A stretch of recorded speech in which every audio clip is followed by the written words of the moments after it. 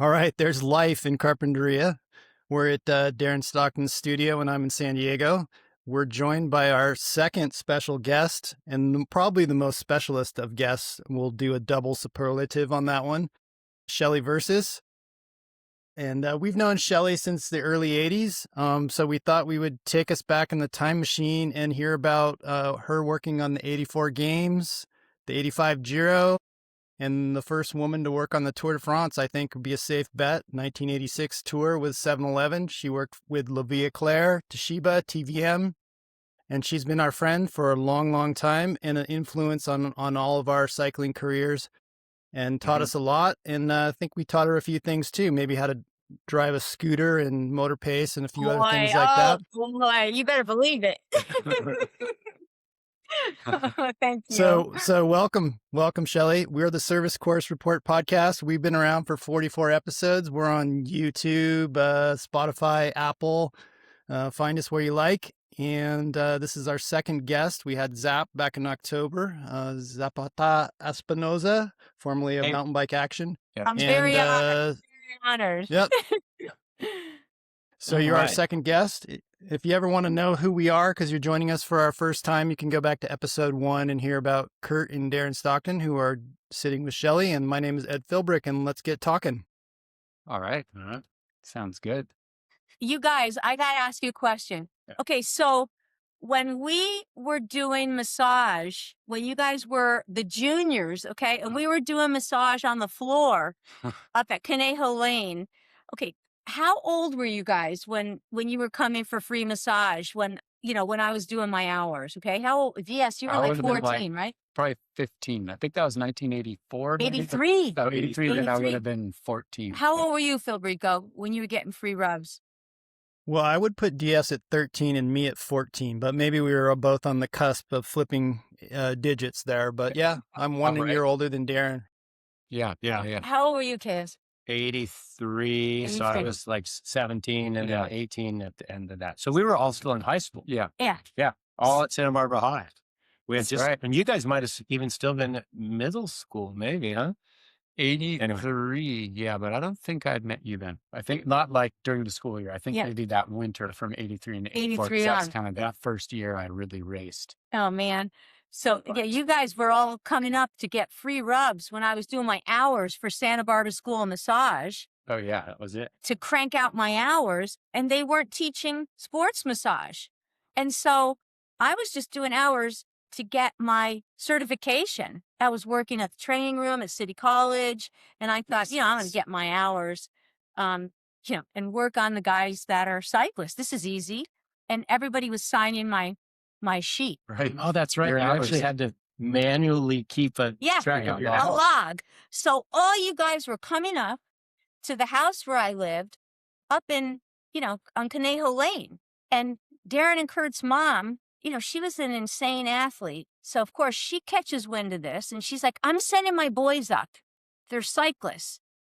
The next thing you know, all these cyclists are coming up to where I lived, and I had no massage table. I had an Enslite camping mat on the floor and, beach towels. Yeah, that's right. Well, I mean, for people who may or may not know the whole program, like if you're in a town and you're obviously a funds challenge bike racer and you hear that a massage therapist is putting in their hours, that exactly means what Shelley was saying, ding, free massage. Free massage. Not only do you go there, but then you tell all your friends also because they need their hours. Oh, yeah. But then sometimes you didn't want to tell too many friends because they would use up all the free hours. That's right. You needed to be able to come back around and get a few more free massages before she got all the hours in. So it had to be strategic. Yeah, it was like that little commercial. And then I told 2 friends, and then they told 2 friends, and so on. And so that's right, the hours. Yeah, 3 hours. So over time, anybody in Santa Barbara, which is such a cycling strong town, if you heard, putting in their hours, it was like whoosh. All the cyclists would be in to try and get, free massage. So these two got the most of the hours. And then all of a sudden, there was this one guy I was telling my boyfriend, his name was Matt Butterworth. And he shows up. He just shows up. And I go, who are you? And he goes, he had some, I don't know if his accent was Aussie or where was he? Yeah, he's Aussie. Aussie. Oh, yeah. I want a massage. And I go, who are you? And he goes, I'm Matt Butterworth, friend with the Stocktons. And I go, I don't know you. And he goes, but I need a massage. And I go, yeah, well, you give me your phone number. So then I asked these two. And so Darren says, oh, margarine value, he wants a massage. He needs to go after us. Okay. So they were calling a margarine value instead of Butterworth. And so every time somebody got a rub, they'd say, these guys would say, Shell, I need to do all of your hours. And I'm like, don't worry, you're the only one. Okay, I would say that to all of them. Then guys Don't like, worry, you're the only one. I'd say it to all of them. oh, I say it to all of them. So Dave Wong got in on it. And Yeah, what went wrong? what went wrong got on it. We have a segment on the podcast. Oh, you called do? What Went Wrong. Yeah. Okay. Yeah. So- Endorsed by Dave. Endorsed, Yes. because he was a very special one. And of course, then the owner of the bike shop Oh, yeah. catches wind. Yeah. Yours truly. And Doug Knox. no, Okay. DK. DK. Yeah. Okay. And he says, I own a shop. I need to be top. And I go, why? And yeah, if you went to Hendrickson's bike shop, all of you guys were there fixing your bikes. I didn't understand. How come the cyclists were fixing their own bikes? But I'll let you answer that. I mean, I would say it's because we had to learn. I mean, I think that was probably one of the best experiences.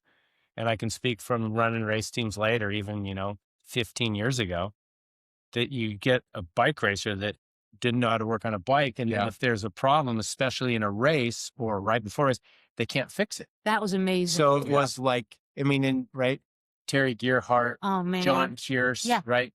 Even Tim Sawchuk, all those guys that worked there, Jim Zimmerman, were all mechanics. So Helped you. we were learning. We were also Oh. maybe, I think working for DK, we would maybe get paid in bike parts. Oh, Right? I don't think he that's ever so paid us nice. cash. Yeah. Right? Yeah. You like, got what you needed. in yeah. bike parts. Like, oh, I need a new that's front so great. derailleur. Oh, that's so many hours or whatever.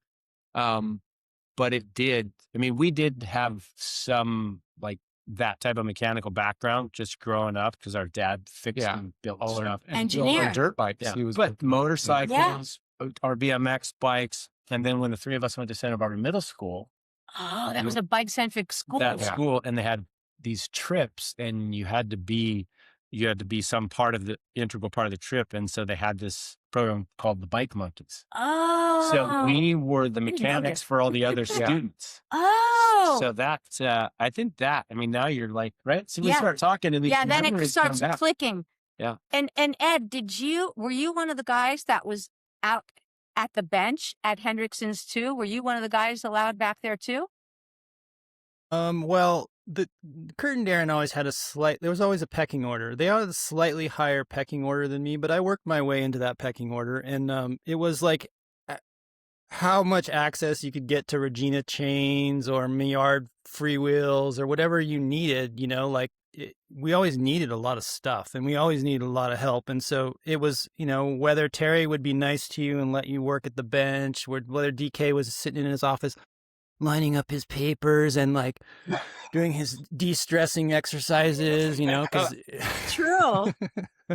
And what I never understood this until just now. I didn't realize that was why there was 15 people at the workbench. I thought to myself, gosh, they must have a lot of repairs here. But those were all the guys racing. Yeah. And it was kind of beautiful. You'd walk into the bike shop because then I started working for Santa Barbara Bike Club for the Centurion team. So I was in that bike shop Right. all the time. And I would see the guys that were racing back at the bench. And, I never asked questions. I just thought, wow, this is an interactive bike shop. Yeah, it was very beautiful. Remember that the shop that Hendrickson was in, that building had that massive basement. The underneath basement. it? Yeah. And that was like the team service course down there. That was Yeah. where Eddie B came and did the bike, had stuff down there. I mean, it was like a whole integral part of it. Yeah, but that was huge down underneath there. I was just thinking about that. That's all below State Street level down there. Okay, what about when there would be a bike club meeting? And I'd go down there and Daryl Abrams, whose name I adore because I am from the East Coast. So every time I would hear his name, I would think of it like in like a New York accent, like Daryl Abrams. Okay, so Daryl Abrams was the most organized person. I mean, he owns a bike shop now. Okay, he was this young man running the bike club. I would go downstairs and it would be packed with people. And Doug would keep interrupting Daryl and say, all right, that's enough for the meeting. Let's just drink beer. And Doug would like, he would light up a fucking joint and crack a beer. And Daryl would say, Doug, I'm not done. We have like 6 races to organize because there were multiple races Yeah. every Friday, every Saturday, every Sunday, all over NorCal. And he was trying to organize who was going where. And Bob Meeker and Larry Shields and Kevin Lutz and Sean Storm and Ricky Pepper and all these guys. And then the juniors were there. And all the riders were saying, let Daryl talk. And Doug's like, all right, you guys go organize the races. I'm going to have a beer. And DK was like, he was like an ADD kid. And Daryl would organize who was going where. He was amazing. And That's pretty funny. yeah, it was. Yeah. Right, because if you think about it, all we have for communication was either face to face That's all. or the telephone. Or the telephone. Right. Home There's no phone, yeah. Yeah. the home phone, right? Not Yeah. a cell phone. So Yeah. there was no internet. Do you guys remember the phone number down there? Henry? Oh, 963-775. 775. That's right. Yeah. I think I remember that because JT and I got did. hold of a Santa Barbara Middle School video camera and made the infamous, Oh. videos, and we did the DK impersonation. But Doug would coach. 963-775. But he'd coach. He'd Oh, yeah. coach everybody. He amazing. was an He was- amazing coach. Yeah. And he could coach you guys sprinting. He would correct everybody with what happened in the race. And there was his forte, Yeah. and That but was he beautiful. also ran a national level race. Yes, he team. did. Yeah. There were no pro teams back No. then in the U.S., right? So there were these national level teams Yeah. and the Santa Barbara Bike Club. Yeah. Yeah. Because for all you kids out there, Yeah. they're actually with the USCF, the United States Cycling Federation, which was before USA Cycling. To race, you had to belong to a club. Well, That's right. And any racing club had a race team. The Santa Barbara Bike Club was super race centric, Yep. from what I remember. And you talk about Daryl organizing that. It was like, who's going to drive with who? That's right. How are we going to get there? Who has a rack on their who car? has Yeah. a Volkswagen Yeah. Vanagon to put wheels in? Yeah. And we'd go around and somebody would say, I don't have room in my car.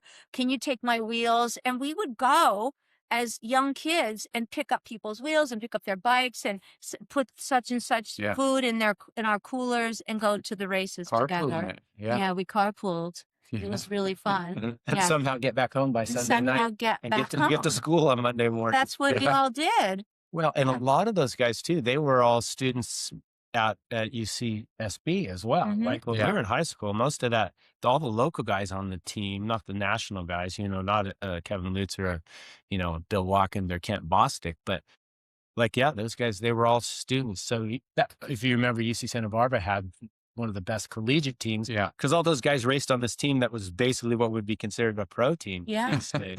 Yeah. Right. And then we had Centurion. So Doug got a sponsorship and he had Centurion And Sun Tour. and Sun Tour. Yeah. And that was the only place where I ever saw posters and your bike room of your bike room at 2050 Sycamore Canyon Yeah. of pro riders. And that's Hendrickson's was the only place and 2050 Sycamore Canyon that I saw magazines. So when I ended up moving forward just for one moment, when I got to working on the pro tour, I would see Cerrone and and Moser, but not know what their names were. I'd go, God, that guy looks familiar. But the reason why he looked familiar is because there was a poster. He was up on our wall. Kurt Darren's house. Yeah. And then I'm like, God, that guy looks familiar. I've seen him somewhere. I think I saw him down in the basement at Stockton's. Oh, I know it. Or I saw him at Hendrickson's in the bike room. That was coveted material back then to try Yeah. and get like a full Euro shot poster. That It was those English magazines, right? Because we could read Yeah. them and they would do like a either a center poster or they do the ones that would fold out. Yeah. I have a either 83. Oh man. What was Fignon, 83, 84? Yeah. I have either 83 or 84 Miroir de Cyclisme Fignon poster still See? from that. Is that the one that he poked the hole in his mouth and stuck a cigar in? Yeah. And he was like riding at the the cigar, and we did draw the A little. little mustache. Right, yeah. Well, remember we were talking last week about Lenny Martinez. He kind of looked like the guy on the deviled ham. The can of deviled ham with his stash and his little thing. We did do that on Fignon. We had one down there, but that guy, right? He was the yellow jersey, the professor, the glasses, the blonde hair, The ponytail. we still, so I have that poster from 2050. That's crazy. Yeah. R.I.P. Fignon. Huh? That's all we had. Well, we got the memories of Shell- the story. Shell, how did you get from what I'm going to call the Painted Cave Bike Club, which was an early name for the Santa Barbara Bike Club? How did you get from Santa Barbara Bike Club, Painted Cave Bike Club, to Tour of Baja, sort of starting to get Eddie B's attention, working with Doug on basically his, I would say his team was number 2 or 3 in the country at the time.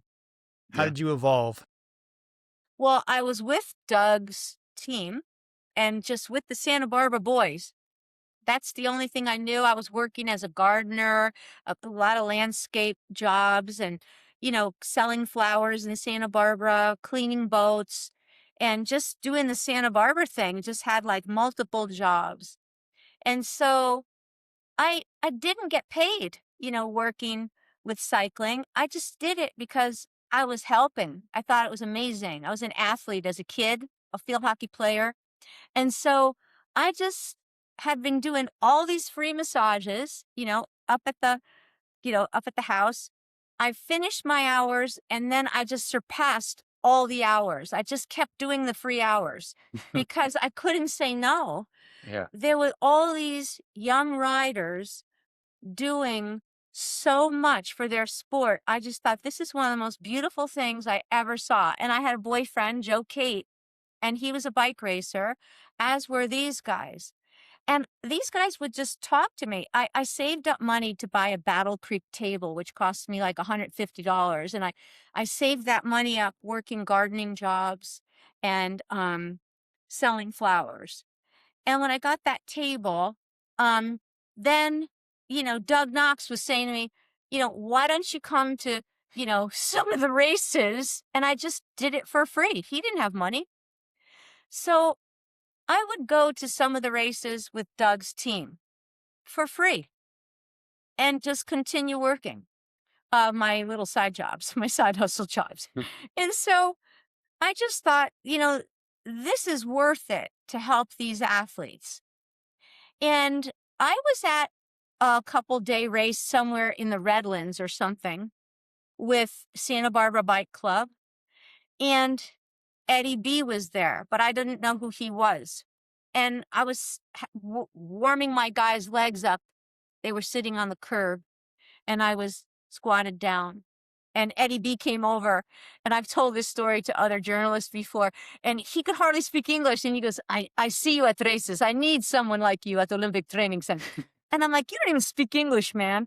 And so some of the boys were like, Shelley, that's Eddie B. I go, who's that? And they said, he's the U.S. cycling coach. Leave my legs alone and go talk to him. And basically, I talked to this guy, and he said, I'm Eddie Borysewicz, U.S. coach. I need someone like you at Olympic Training Center. And I go, what's that? And I was kind of fresh with him. But bottom line was, it was 1983 when I had just finished my massage hours. I didn't even have paying clients. I was still just doing free work. And he said, this is pre-Olympic year, and I need to handpick 5 soigneurs. I go, what are they? And he said, the people like you that feed riders. I see you doing this for this Santa Barbara Bike Club. And I need people like this at the Olympic Training Center to work for the U.S. cycling team. And if you're good, you'll work the '84 Olympic Games.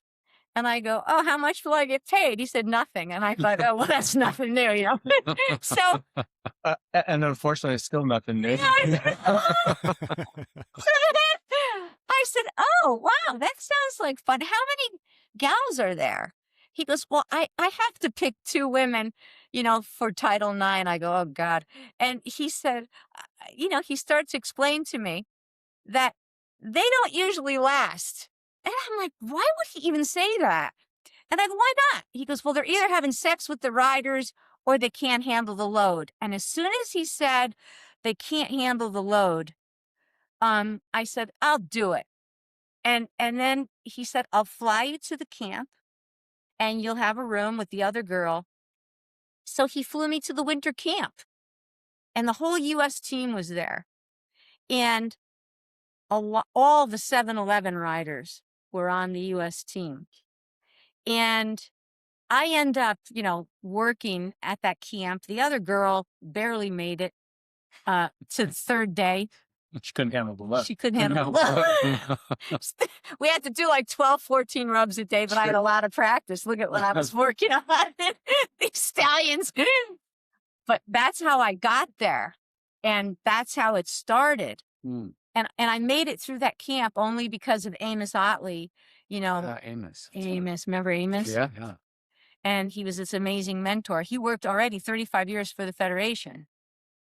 So that was the beginning. I remember you telling stories about Amos. That he had the biggest hands of anyone. Yeah. Like giant mitts. He could take Big mitts. He could take even like Eric Heiden's legs and like slap make around. them look slap like nothing, right?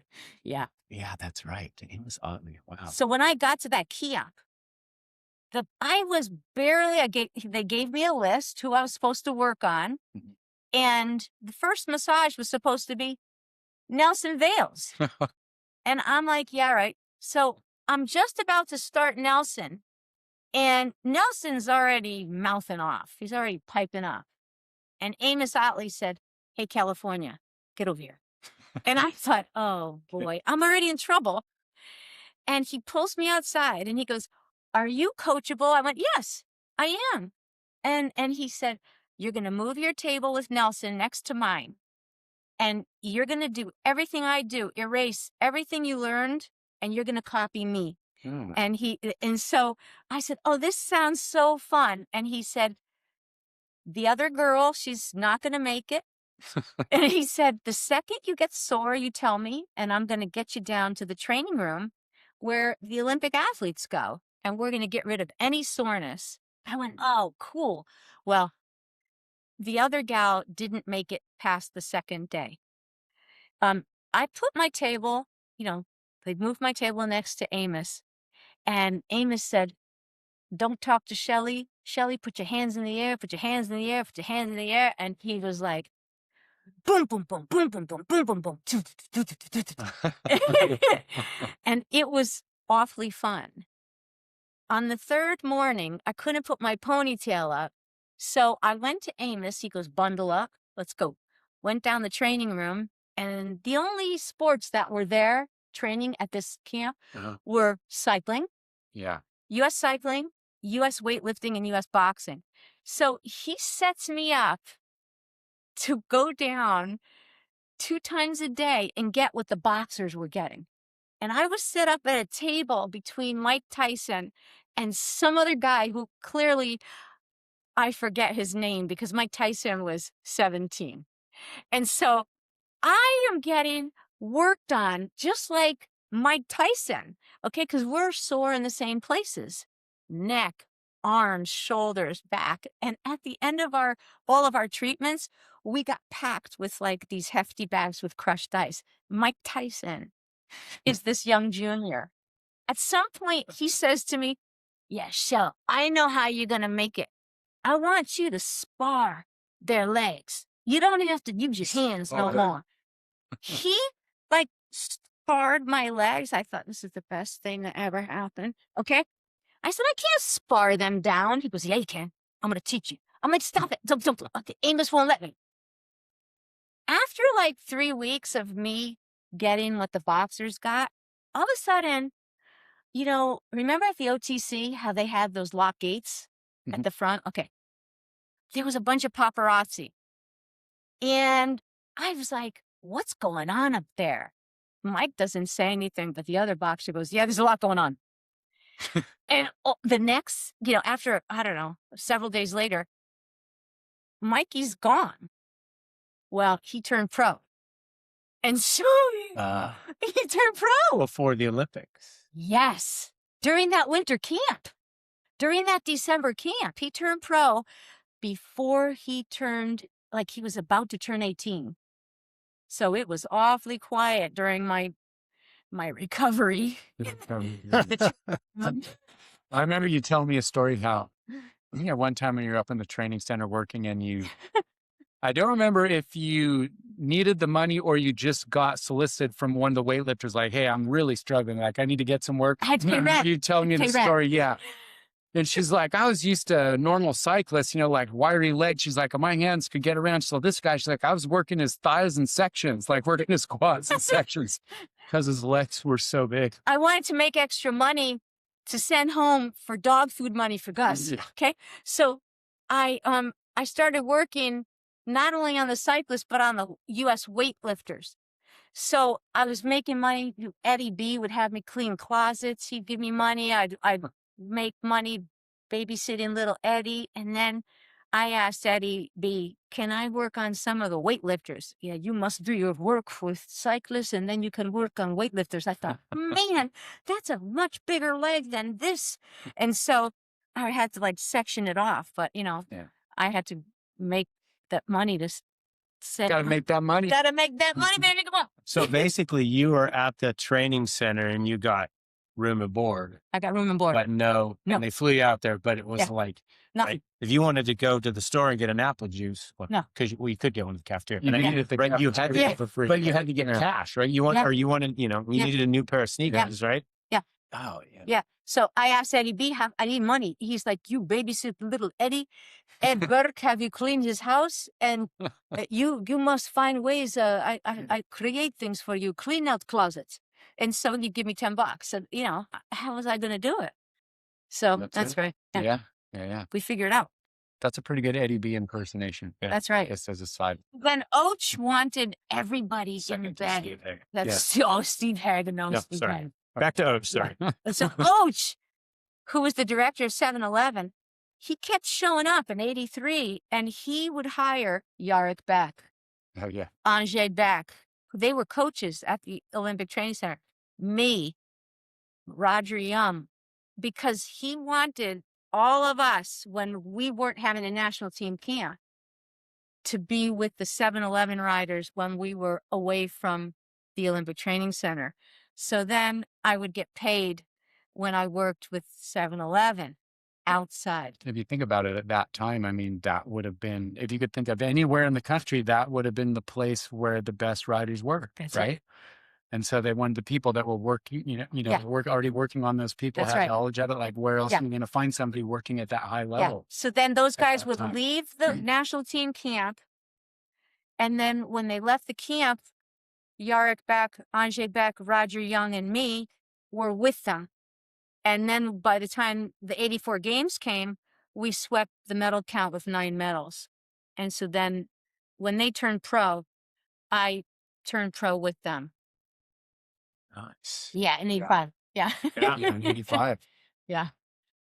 So, Shell, in 1985, we would gather at Doug's house after school, and the Italian deli would provide a video cassette from the Giro. And the satellite dish was the size of a Volkswagen Bug on top of the Italian deli. Maybe it was at the Italian deli's owner's home. But anyway, we would get the cassette and we would go over to Doug's house on Lodi Lane, which probably has another name, but that's what in high school we called the road that Doug lived on, which was part of the Santa Barbara Grand Prix. And we would watch those tapes, and that was historic because what you were doing and what we were watching on those tapes was unthinkable to us young American riders. And the fact that you were there working in 85 with 7-Eleven was historic. And we were watching the cassettes. They were in Italian, and they were a day stale when we watched them. Yeah, that was like. But we watched, we watched Jeff Bradley break his collarbone that first day, maybe. Oh oh, Brad Dog.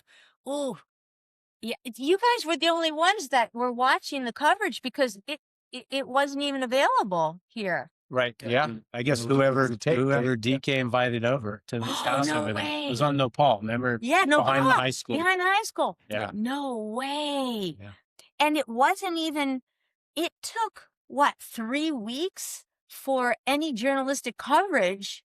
3 or 4 weeks? Oh, even longer than that. Right. Velo News maybe was the fastest. Yeah. If it was around back then. But like Winning, when it came out, it was like 2 months or 3 months, I think. Do you know what the mode of communication was? Telex. Remember telex? Yes. There was nothing. Well, you remember our dad, TS, Yeah. when we lived in the Netherlands, like 70s and in the 80s, he was communicating with them via telex. Yeah. Telex. And there was someone had a telex machine down on State Street. What somewhere. even was that? It was like before fax machines. Before faxes. Yeah. It was before like fax- text messaging. It was like Oh, essentially. except that they printed it. Yeah. Yeah. And so those Just above journals. Morse code. I know. No one had any communication. Yeah. We felt so alone over there. It was the weirdest thing. Yeah. The only journalist that I saw was Owen Mulholland. That was the only English-speaking voice I heard, and John Wilcoxon. And when I heard that voice, when I heard English being spoken, I thought, oh my God, it's an angel dropped out of the sky. Who is that? And when he wanted to get in the car with me, this Belgian soigneur that was in the car, all I wanted to do was talk to Owen, okay? And then this Roger was speaking to Owen Mulholland. Oh, shit. He was like, I was soigneur for 35 years. I'm telephone operator. And I remember just seeing Owen in the back seat, just give me a wink, like, we better let him talk. And I just had to wait to speak to him. But I felt such respect and honor for these colleagues. I thought I better just keep my mouth shut, you know? Well, and that's an interesting point because back then, there was no English in the peloton. There was no English in any of that infrastructure, right? So the only people you spoke English to were the riders and the staff on the team, right? So you're totally, and then you sit in the car all day, Oh my right, God. with some guys smoking cigarettes and you know, And then babbling at you in Flemish, they right? put your arm around. They would all put their arm around me, and then everybody's armpits stunk so bad. Now my armpits stunk too. Okay, like ammonia, like bad. That bad smell, like sweat on top of nervous ammonia, and then everybody, everybody was like alanga yasa. They was longa derina. Everybody was super tall, and they'd see me, and they're like, Shelley, how is that? And then I'm like, what is that fucking smell in the car? And then I'd be in the It would be car on your fucking shoulder. top of my shoulder, okay? And then the person, I'd let the other soigneur drive. And the other soigneur was like, yeah, something's stinking on. I'm like, yeah, it's probably you. And then like, I think it's you, Shelley. And then I'd go like this. And I'm like, no, it's my fucking top of my shoulder from 22 other teams of soigneurs going, Wildest, and that's just like one little snippet that I can't tell anybody, but that happened to You me. just told us, yeah. I have my whole career. But that first year was the worst. My shoulders stunk. Well, and then like laundry machines were not around, right? Oh, So you having to wash it. hand. Every once in a while you might find one, or you'd have to wait till you got back. Hey, what about like that smell in the car? Okay, speaking of smells, what about like I'm cleaning my team car out? Okay, you know, you've been a director. You know, there's like these weird smells in the car. You're like, what's that rank? Okay, I just cleaned my car. I washed my car. I used a wet brush. I cleaned my seats. Everything's perfect. Then I get in my team car in the morning. Okay, I'm going to a stage. This is the Tour de France, Tour of Italy, Tour of Switzerland, whatever. And I'm like, what? Why am I gagging? And then I realize that some rider left a wet sock, okay, from a mountain stage from 4 days before underneath my seat where they ate their sandwich from a transfer and they didn't feel like eating the ham or the cheese. So they're like, yeah, everything goes under the seat. Okay. What are you laughing at? You're a pro too. Yeah. And so in the feed zone, I'm like in the car saying to my colleague, okay, ça schlingue ici. Qu'est-ce que c'est ça, mon Shelley? Je ne sais pas, hein? Nettoyer ton voiture. Shelley, I don't know. Clean your car. So he's out smoking a cigarette, okay, talking to somebody, and I'm gagging until I find 3 pieces of dead ham, a piece of dead cheese, and 2 dead socks. And I'm like, it was this. And he's like, bullshit, ça c'est bien. Shelley, that's nothing. Okay, oh my God. So, then there's that. Long before non-microbial fabric. Oh, okay.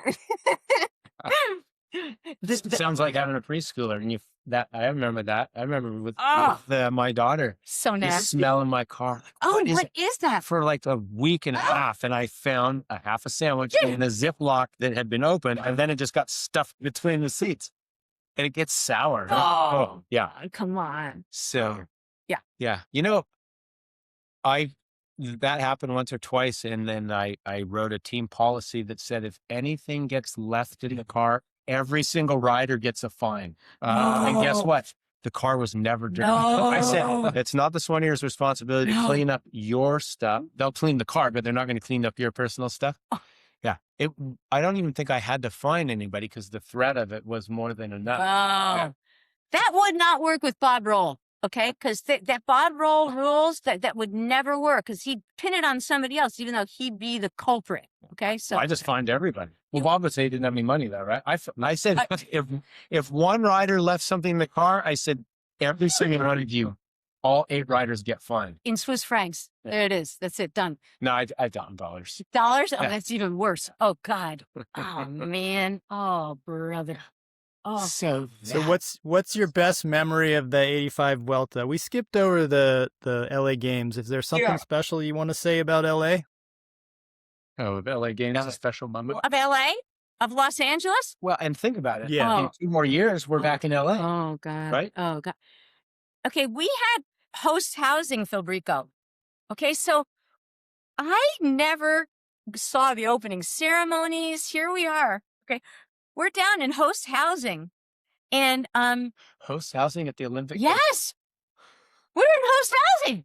The road team was in host housing, and I'm in a house with Connie and Twig and Janelle Parks. All right, now the people that we're staying with wouldn't let me do massage in the house. Now, Amos and Bob Carey, they're Bob Carey. I knew Bob Carey was going to come. Yeah, you knew it. Okay. So they're down in Dominguez Hills with the track riders. Okay. I had to massage the entire road team, all the men, all the time trialists, and all the ladies. Okay. By myself.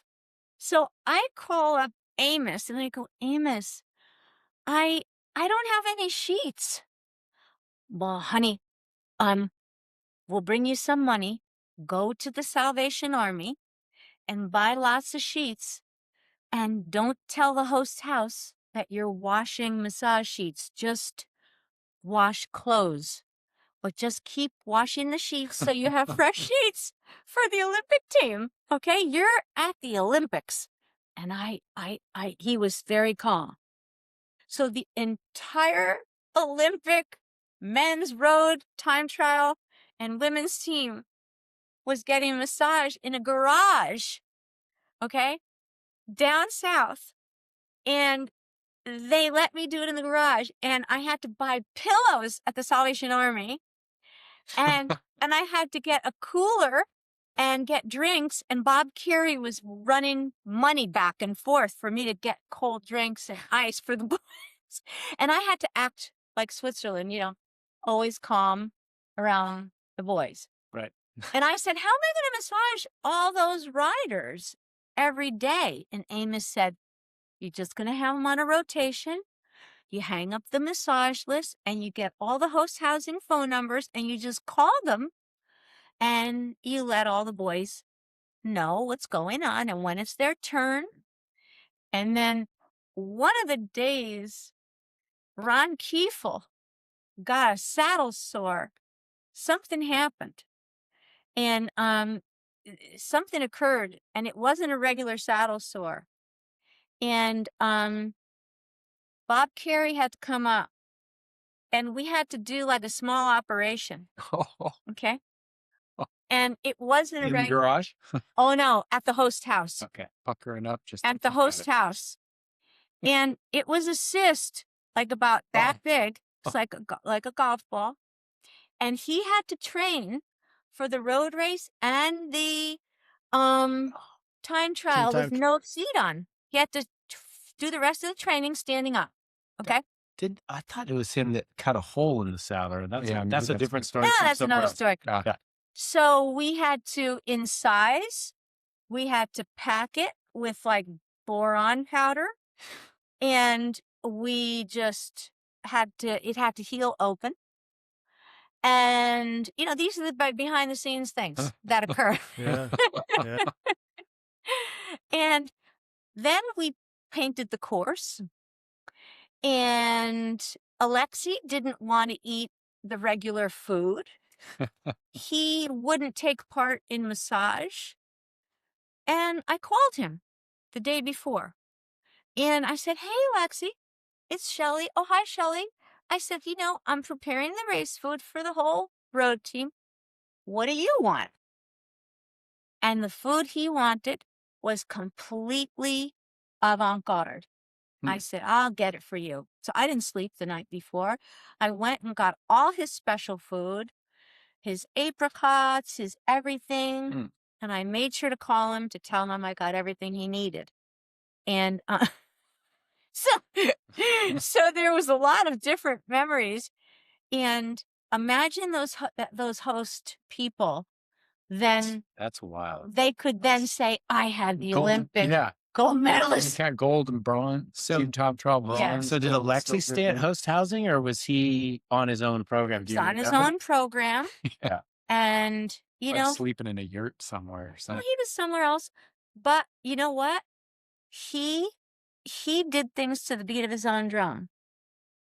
And, you know, I will never say anything bad about him.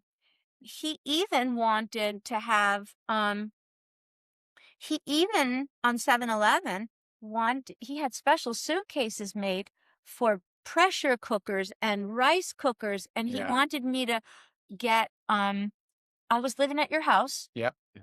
I was at that built-in desk, you know, right in the kitchen. And Och called and said, listen, you need to speak to Alexi. He's going to have special food needs.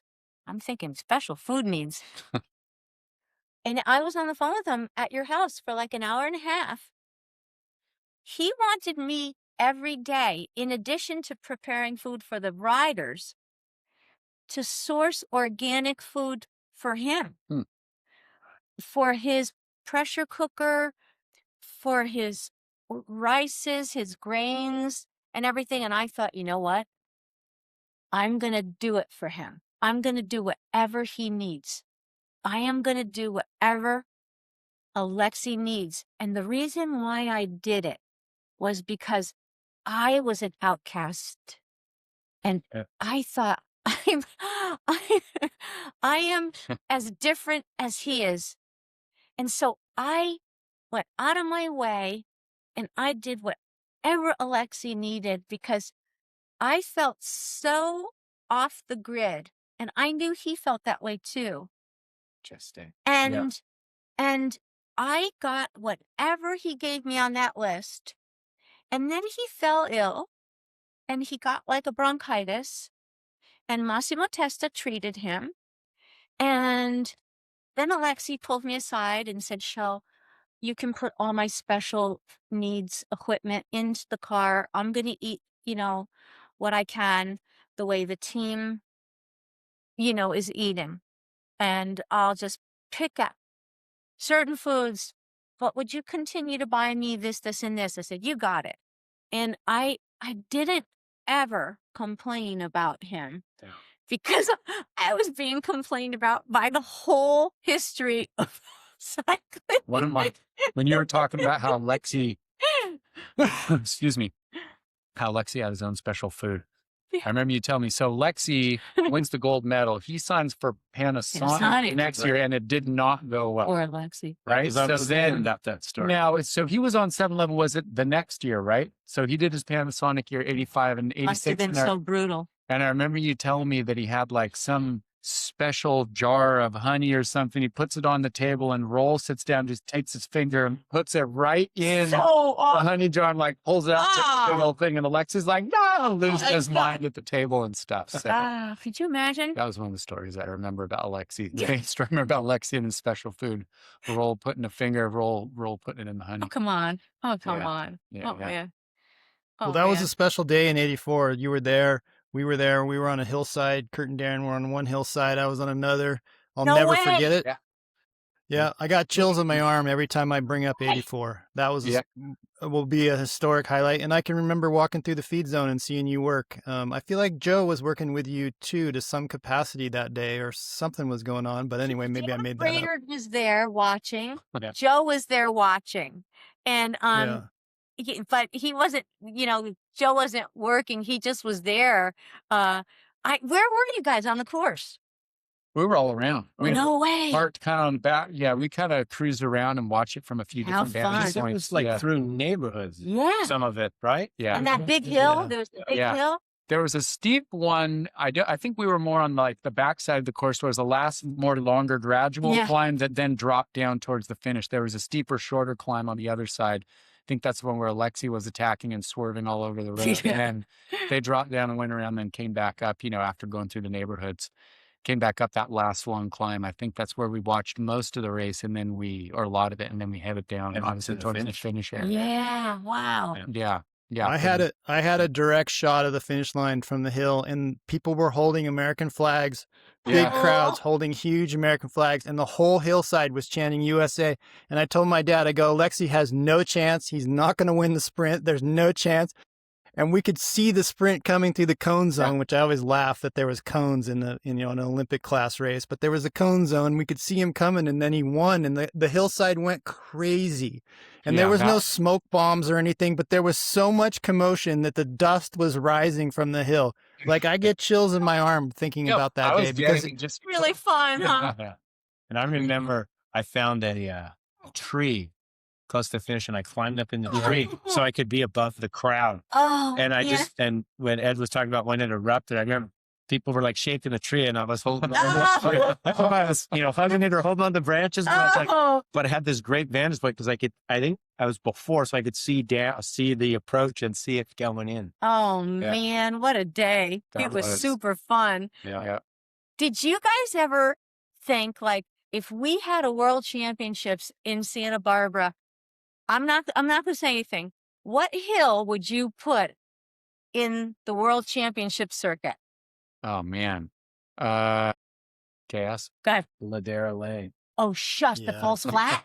No, Ladera's from East Valley up to the top of to the top of Ladera. Bella Vista. So yeah. Ladera. Phil used to call Ladera false flat. False. And let God help me. Who says that? I'm pretty sure Phil never big ring Ladera. Who says that? Okay, so you put Ladera I up rode to by Bella Vista? I rode by Ladera Lane yesterday, and I looked at it, and they had it's freshly paved. Oh, They were okay. still Oh, paving really? it. 93108. Okay, Yeah. so you'd put Ladera to Bella Vista and loop around. And that might be part of a bigger I don't know. I mean, if you Okay. were very cruel, if you wanted a climber to win, Okay. if you wanted to put the Hoge car to win, Okay, what's the guy joking? he knows breathe up. Oh my God, no, he's be sitting down. Okay, what You know what? The one that I always thought about was just how cool it would be to have a race that was somehow went across APS.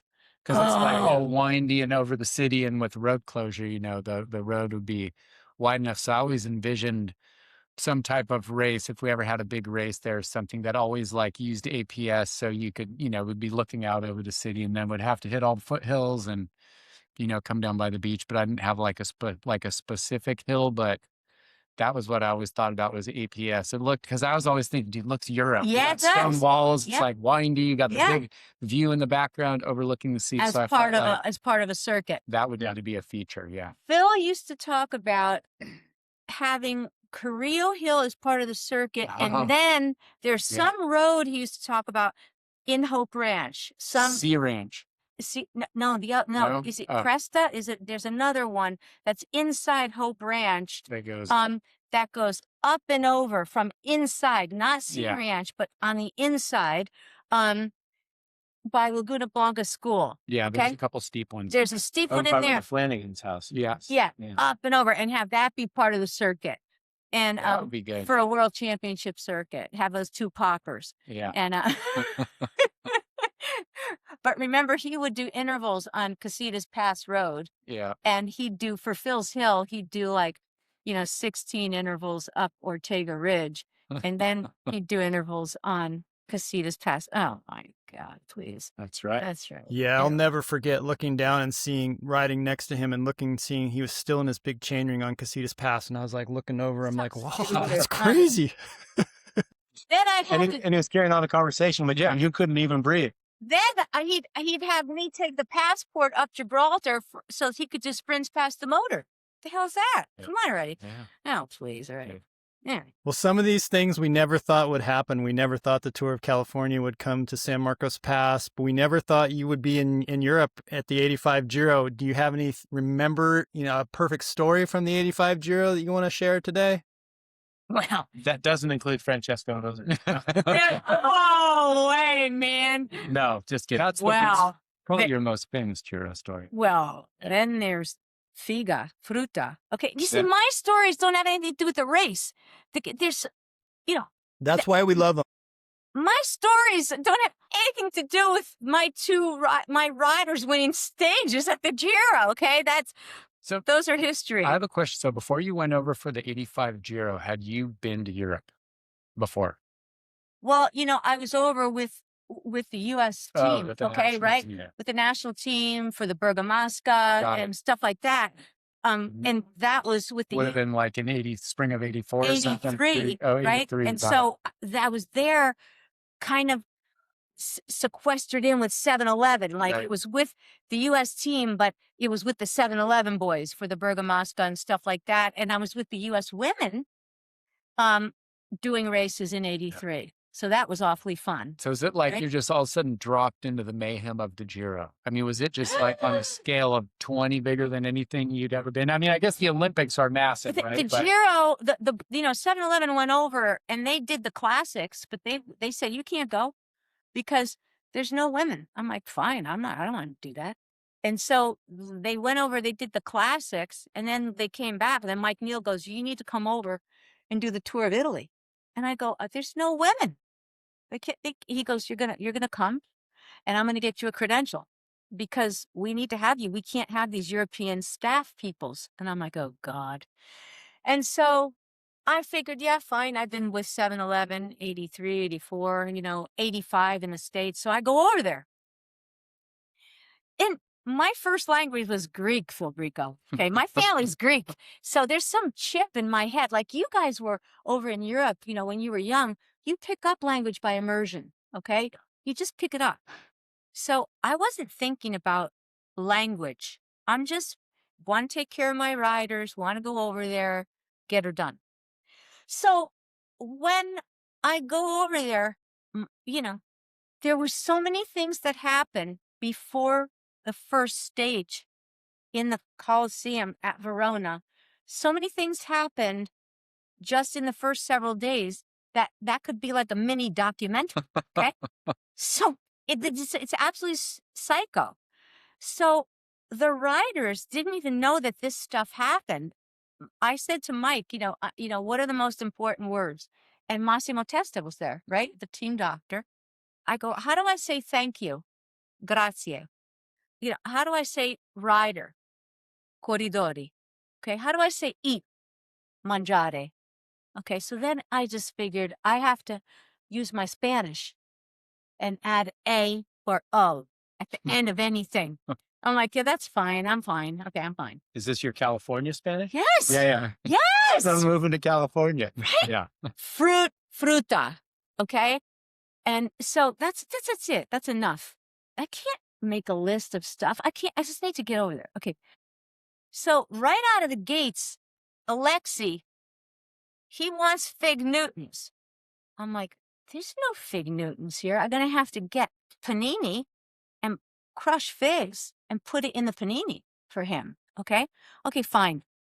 So I need to go to the supermarket. There's a prologue.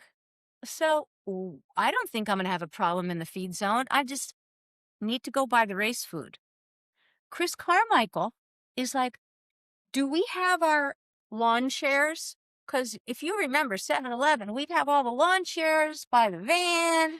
Guys are sitting down, drinking their Hansons, okay, getting their In water. the U.S. Yeah, exactly.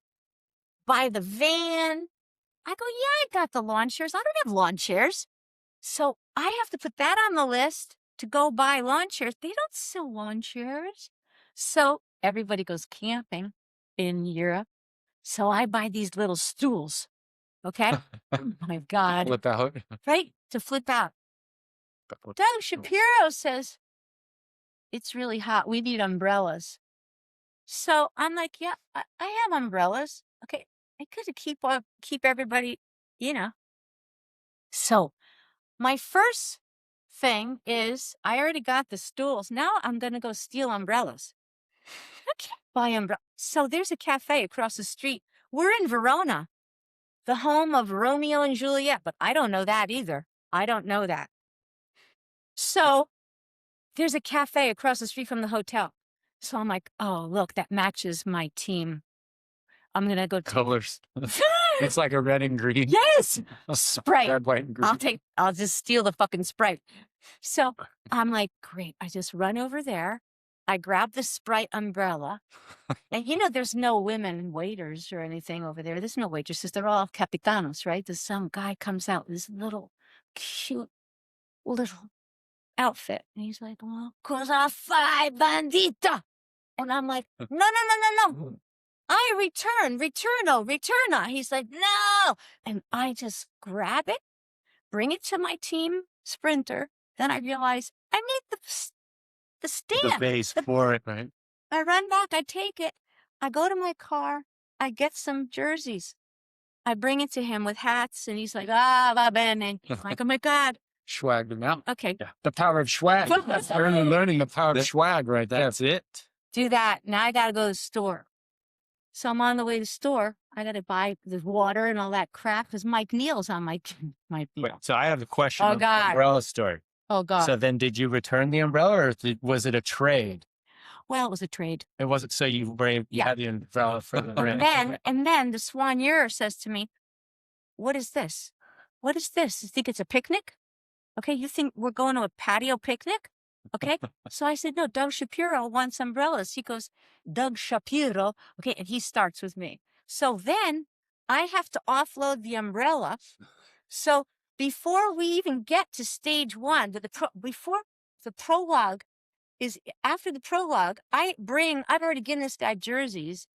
I have to bring the umbrella and the stand back. And then Bullet is on my case. Where's my umbrella? Okay.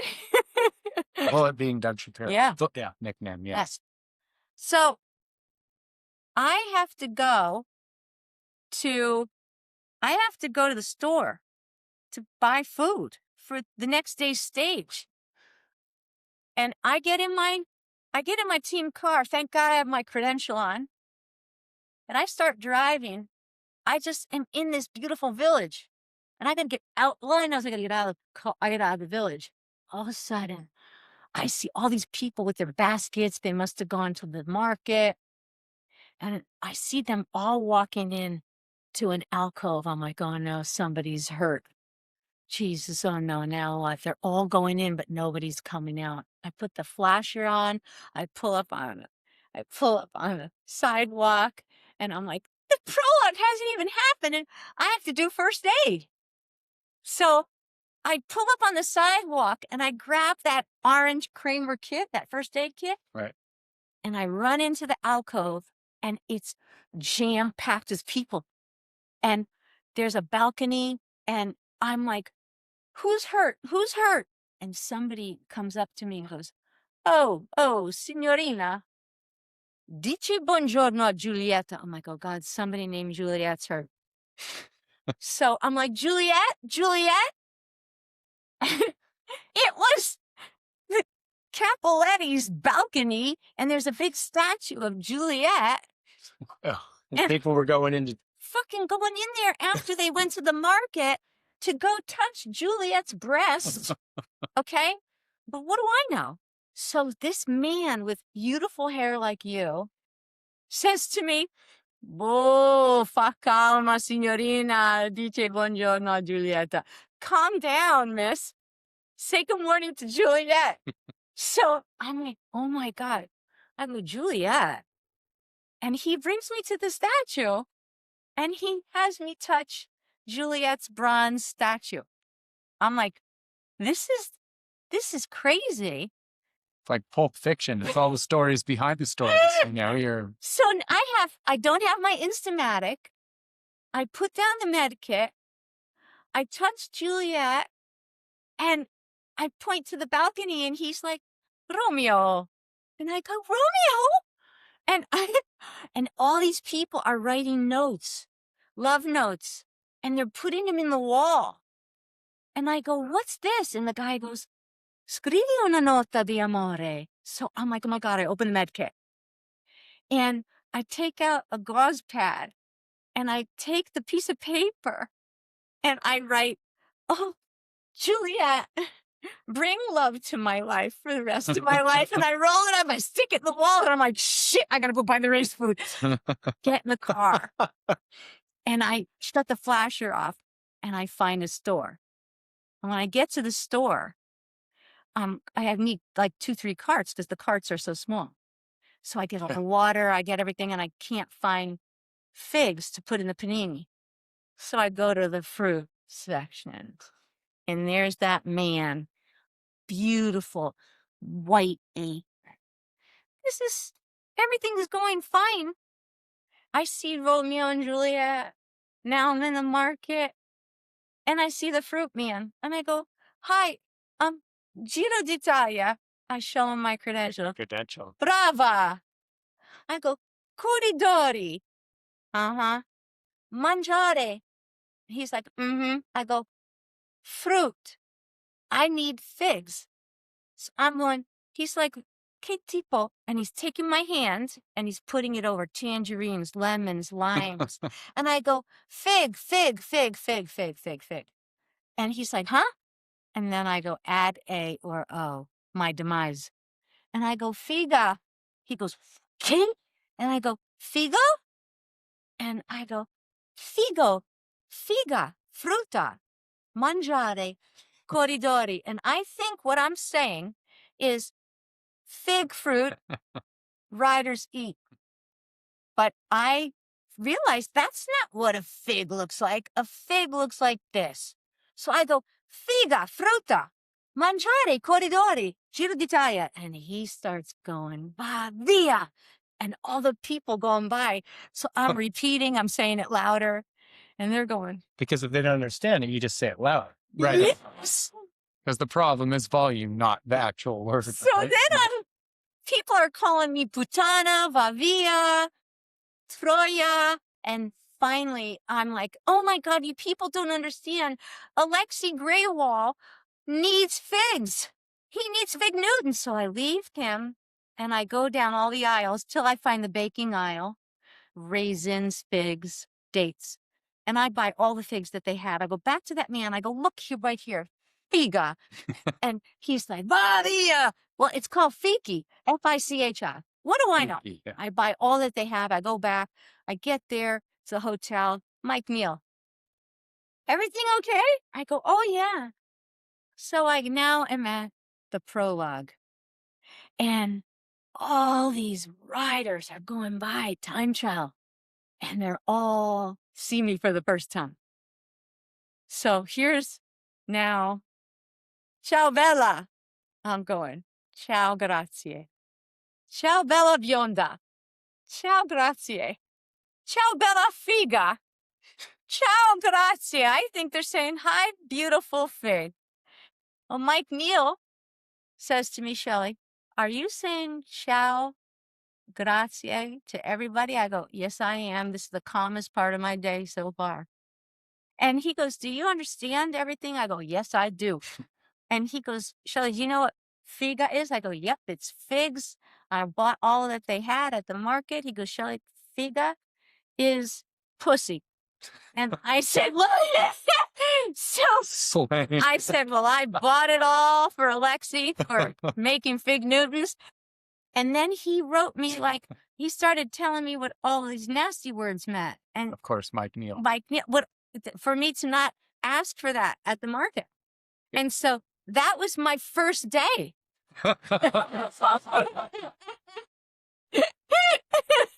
You're just on the way the prologue and all that happened. Yeah. And I didn't work any feed zones because, you could see that wasn't going to work for me. They wouldn't put me there. Well, that's funny too, that Mike gives you the list of all the words not to say, but that didn't help you with actually here what we go. you needed. It's Trudy. So that is true. Yeah, that's Trudy. That's Trudy. We were Yeah. wondering if it- Look at those long legs. I'm too stubby for that. It's beautiful. Trudy. Okay. Yeah. They must have missed. Because I found that photo. I'm like, that's not Shelley. But they labeled They me. labeled it. Yeah. I'm like, They that's not labeled me. Shelley. That's Trudy. But can you see Trudy's footwear from here? Oh, it's amazing. She's wearing like, It's are those like amazing. Dr. Scholl's sandals or what are they? It is a special little spring. She was a runner. Trudy had these little springs in those shoes. They're the most amazing shoes I ever saw. Okay. And she would wake up early and go running. Okay. I was on La Claire. Trudy, they picked Trudy up in April and Julie Wells. Okay. For 7-Eleven. And Trudy had these amazing, look at those legs. Yeah. She had these little springs in her shoes. Okay. I think they still like someone like Skechers or someone has those, right? Oh, Like man. nowadays you can. Oh, yeah. They're all about Trudy was way ahead of her time. Way ahead of That- the time, baby. You better watch out. That's hilarious. I know. Yeah. We had to pick up those musettes in the morning because you could only use Tour de France musettes and Tour de France water bottles. But you had to go buy all the food. Yeah. Yeah.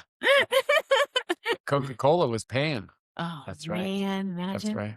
Yeah. So do you remember where that is? I have no idea. Yeah. Uh-uh. Yeah. It's at a race somewhere. No, it's at the tour. At Yeah. the tour? Oh, At the because tour, of the 'cause the Coke yeah, bags, yeah, yeah. yeah, All right. yeah, because of the couple. because of the musettes. Yeah. So I go. No idea. Raul. No idea where and what I'm doing. There was always so many tweaks you guys had, right? Yeah. With your shoes. Yeah. And you guys had you would always have stuff stuck in your cleats, remember? Those were those Yeah. Descent jackets. Remember, those were so coveted. That was such a Ah. That jacket with that jacket. But I like this photo because of the emergence of Isaac Del Toro and the tour this year. man. Yeah. And like Amazing. Raul was the last Mexican rider, The only- right? Yeah. Only that Yeah. ever won a stage that was, that was so good that did all of this. And here we are, it was 46 years later or something from when this was. Yeah. So I thought that was pretty cool too when I saw Me that. too, It's like Kurt. their Shell working with Oh, Raul. man. Kurt, he didn't speak English, when Which he was- came on a team. Yeah. And thank God Mike Neal spoke Spanish. And so we all spoke a little Spanish from Santa Barbara, from, what we Yeah. spoke. And he did not have good English skills. So he would, and the guys, when they crossed the line, they would speak in their native tongue. Okay. Or when they were very, very tired. Mhm. Yeah. And, he would not I remember those speak good gloves. English. Yeah. We got swagged out. Gloves are one of the things you could swag us out with. And remember, those are one of the first ones. It was just a full Lycra top. There was Yeah. no clasp on it. They were all like thin. We were like, oh, dude, check out these gloves. We were using big old like mitts. It seemed like how thick our gloves are. Darren, what about how when you got team issue brand new shorts, those were real chamois inside. Yeah. And we had to make sure when we did issuance of new shorts to everybody, that you guys had to cream your new chamois like crazy. Okay. So get it like it was like an initial treatment. It was like seasoning your walk or something. Your Yeah. cast iron, or yeah. Oh man, like a lot of chamois cream. And you guys had your own stuff. Some guys put Nivea in there. Some Noxzema. guys Noxzema. Some guys used like Camille. Every Backbone. rider. Remember Oh Backbone? my God. From the equine stores. That's right. For the I cows, still right? use it. Yeah. Oh, no kidding. Oh gosh, Yeah. it's so fascinating. Everybody had their own chamois cream, right? Well, I always Yeah. remember too, like we would go on training rides in Santa Barbara. Yeah. And Joe Caton would show up with like a brand new pair of Descent 711 Yeah. shorts. Yeah. We're like, or right, a hat or the gloves. You know, we're like, yeah, and it was like, he'd literally probably open it up that morning. Oh, yeah. He wouldn't say anything. He'd No, just show up. he'd just show up. Yeah. And then Joe, I have to call him from Europe, okay? Or he'd call me because he'd have my list. And he'd say, Shell, do me a favor. Get me the whole RMO kit, okay? I'm like, okay. And so, remember that scene, RMO? Yeah. Oh, yeah. So cute. That was, Michelle Vermont and You know whose leg that is? that was the question. That leg is Eddie Scooter. Remember Oh, Eddie yeah. Scooter, that big guy? Yeah. That's a Corvas photo. Yeah. In the middle, who knows? That's in Belgium because it's just in Belgium at a race. And Corvas was the photographer, a really famous photographer. And I'm warming up legs. And that's Eddie Screw, one of your teammates on TVM. And he was a very big guy from a country. It's called Friesland. Friesland is in Netherlands, but it's so far up it might as well be in the North Pole. Friesland. That's where like frostosis. But that's where the Friesian, the big horses come from, right? Those giant like draft horses, the Friesians. Yeah. He was got a big braid on KS. Yeah. He spoke Fries when he was tired, like I was just saying. He'd cross the finish line and he'd start speaking Fries. So I would just speak back to him in English. I don't know what he was talking about. And everybody spoke their native tongue. So, everybody would just speak back in whatever their native tongue was. You didn't even know, everybody was like this. Everyone's cross-eyed at the finish. Exactly. That's interesting. Exactly. I guess you revert to your most primal self, right? Like when you're so taxed. Yeah. Yes. Yeah. Yes. Well, Oh, get The out. TVM years. Look at that one. No. Jimbo and Darren, Michelle. you have to tell the guys about Jimbo, Masahika. But before I will tell about Jimbo, but I was just thinking man. about your chamois story and one of my funniest times. So Is that in the garage in Belgium? Yeah, that's in the garage in No Belgium. way. So I went over and lived with Shelley and Phil for, like as a stagiaire for the end of the 89 season and went over there. He had housed me after the first race, a very skinny, very thin DS, but and I'll tell the story of this, but my funniest chamois story, because you were talking about like the chamois cream and everything, is I go away and I don't remember, it was my first away race, like I was just going to races and driving with you guys from the house local. And so we went and stayed somewhere in a hotel. And so you weren't there, or you were there, but Marc Andre, I think is what it was, came in the morning, right? I'm just like kicking it in my room and he comes in and he's like the head swine. He's like, where's your shorts? And I'm like, what? He's like, your shorts, your chamois inside out. He's like, what cream? And I'm like, wait, what? I'm all, and he's like, yeah, they lube your chamois for you. Yeah. So, we're over here and you I'm don't like, want any problems, and he knew that I liked the Noxzema and everything. So I was like, I took out my shorts and you got it. So I learned that you just leave your shorts chamois out. So they just come and lube them. And so, so he lubes my chamois, does Noxzema and everything. So, okay, that's an experience. But when I finally got to have my phone call with KS and I'm recounting stories of, of chamois lubing. Now, when we were using Noxzema, when you would get your chamois, or I guess whatever lube, but we were using Noxzema at the time, and you rub it all over your chamois, you're getting ready to go for a ride, you have this hand with Noxzema left on it. And so the only place to put it is you just wipe it on your butt, right? Because that's where the chamois is going to go anyway. So I never forget, I'm telling KS, I'm like, dude, you're never going to believe this. Well, they came in, blah, blah, blah, and they lube your chamois. And he's like, what? I'm like, yeah, you got to have it like turned out and blah, blah, blah, and do it. And he's like, well, dude, he goes, when he got done and he still had that Noxzema on his finger, did he like wipe it through your crotch? Like, no, not that special of service. That's all if you're lubing up your own. And you have the soigneurs, we have a musette with all the creams in it. Yeah, walked in for everybody, laying it out. Yeah, so that was an experience. I'm like, damn, dude, I made it. Somebody's lubing my chamois. You couldn't believe it, baby. Oh, come on. Before the race. So was Michelle going to take you motor pacing? This was him taking out motor pacing, and Michelle was driving, and Jimbo was sitting on the back. And this was when Phil. Remember, Jimbo came over. It was the first time they made those shifters that were on the brake light. STI. Yes. Shelley even knows the STI levers. And Jimbo developed at our kitchen. In this picture was the inventor of the STI. concept guy of the shifter. And so this was a great day. It ended up being foggy out on the canal, and we're we're going and Phil's motor pacing behind Michelle and Jimbo's sitting backwards on the scooter. No. So he can look and watch Phil's fingers shifting everything going down. You know, it's all foggy and raining out and everything and cold. And Jimbo never complained once. And I would like hang out and ride with them until they would wind up the scooter to go for whatever test. And I'd get blown off the back. And then they'd be sitting there talking. I couldn't catch up. And yeah, the birth of it. I still had Jimbo's email, and over the years, I'll always, every once in a while, I'm like, I wonder if he still works at Shimano. Yes, he does. Email. He's in charge of the whole thing.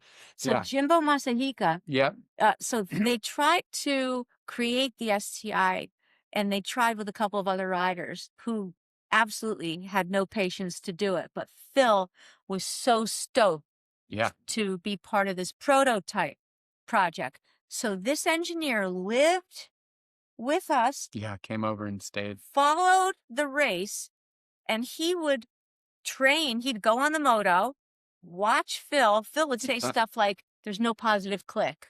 And so he'd come back to the house, sketch, fax it over to Shimano. Shimano would overnight European Express the new prototype back over. Yeah. Jimbo would put it on Phil's bike. And so Phil would feed back. Shimano offered a job to Phil, okay? And Phil's like, nah, I don't want a job with you guys, but I want some fishing rods, okay? So Mr. Shimano was like, you only want fishing rods? And he's like, I just want some rods, man. And, you know, some equipment. Yeah. So that got prototyped while Darren was there. And he would come to the races. He'd sleep at the hotel. He would be in the team car. And so one of the Giro de Lazio that year, I still remember. That came out too. And he was just like amazed at the scope of it all. You know, you really like dropping a race like that and just the chaos and everything of it. That was. And Phil used one of the pieces of prototype equipment. It's one of the stages at Tour Ireland. And they couldn't see what Phil was doing. And he used it because it's like the brake lever.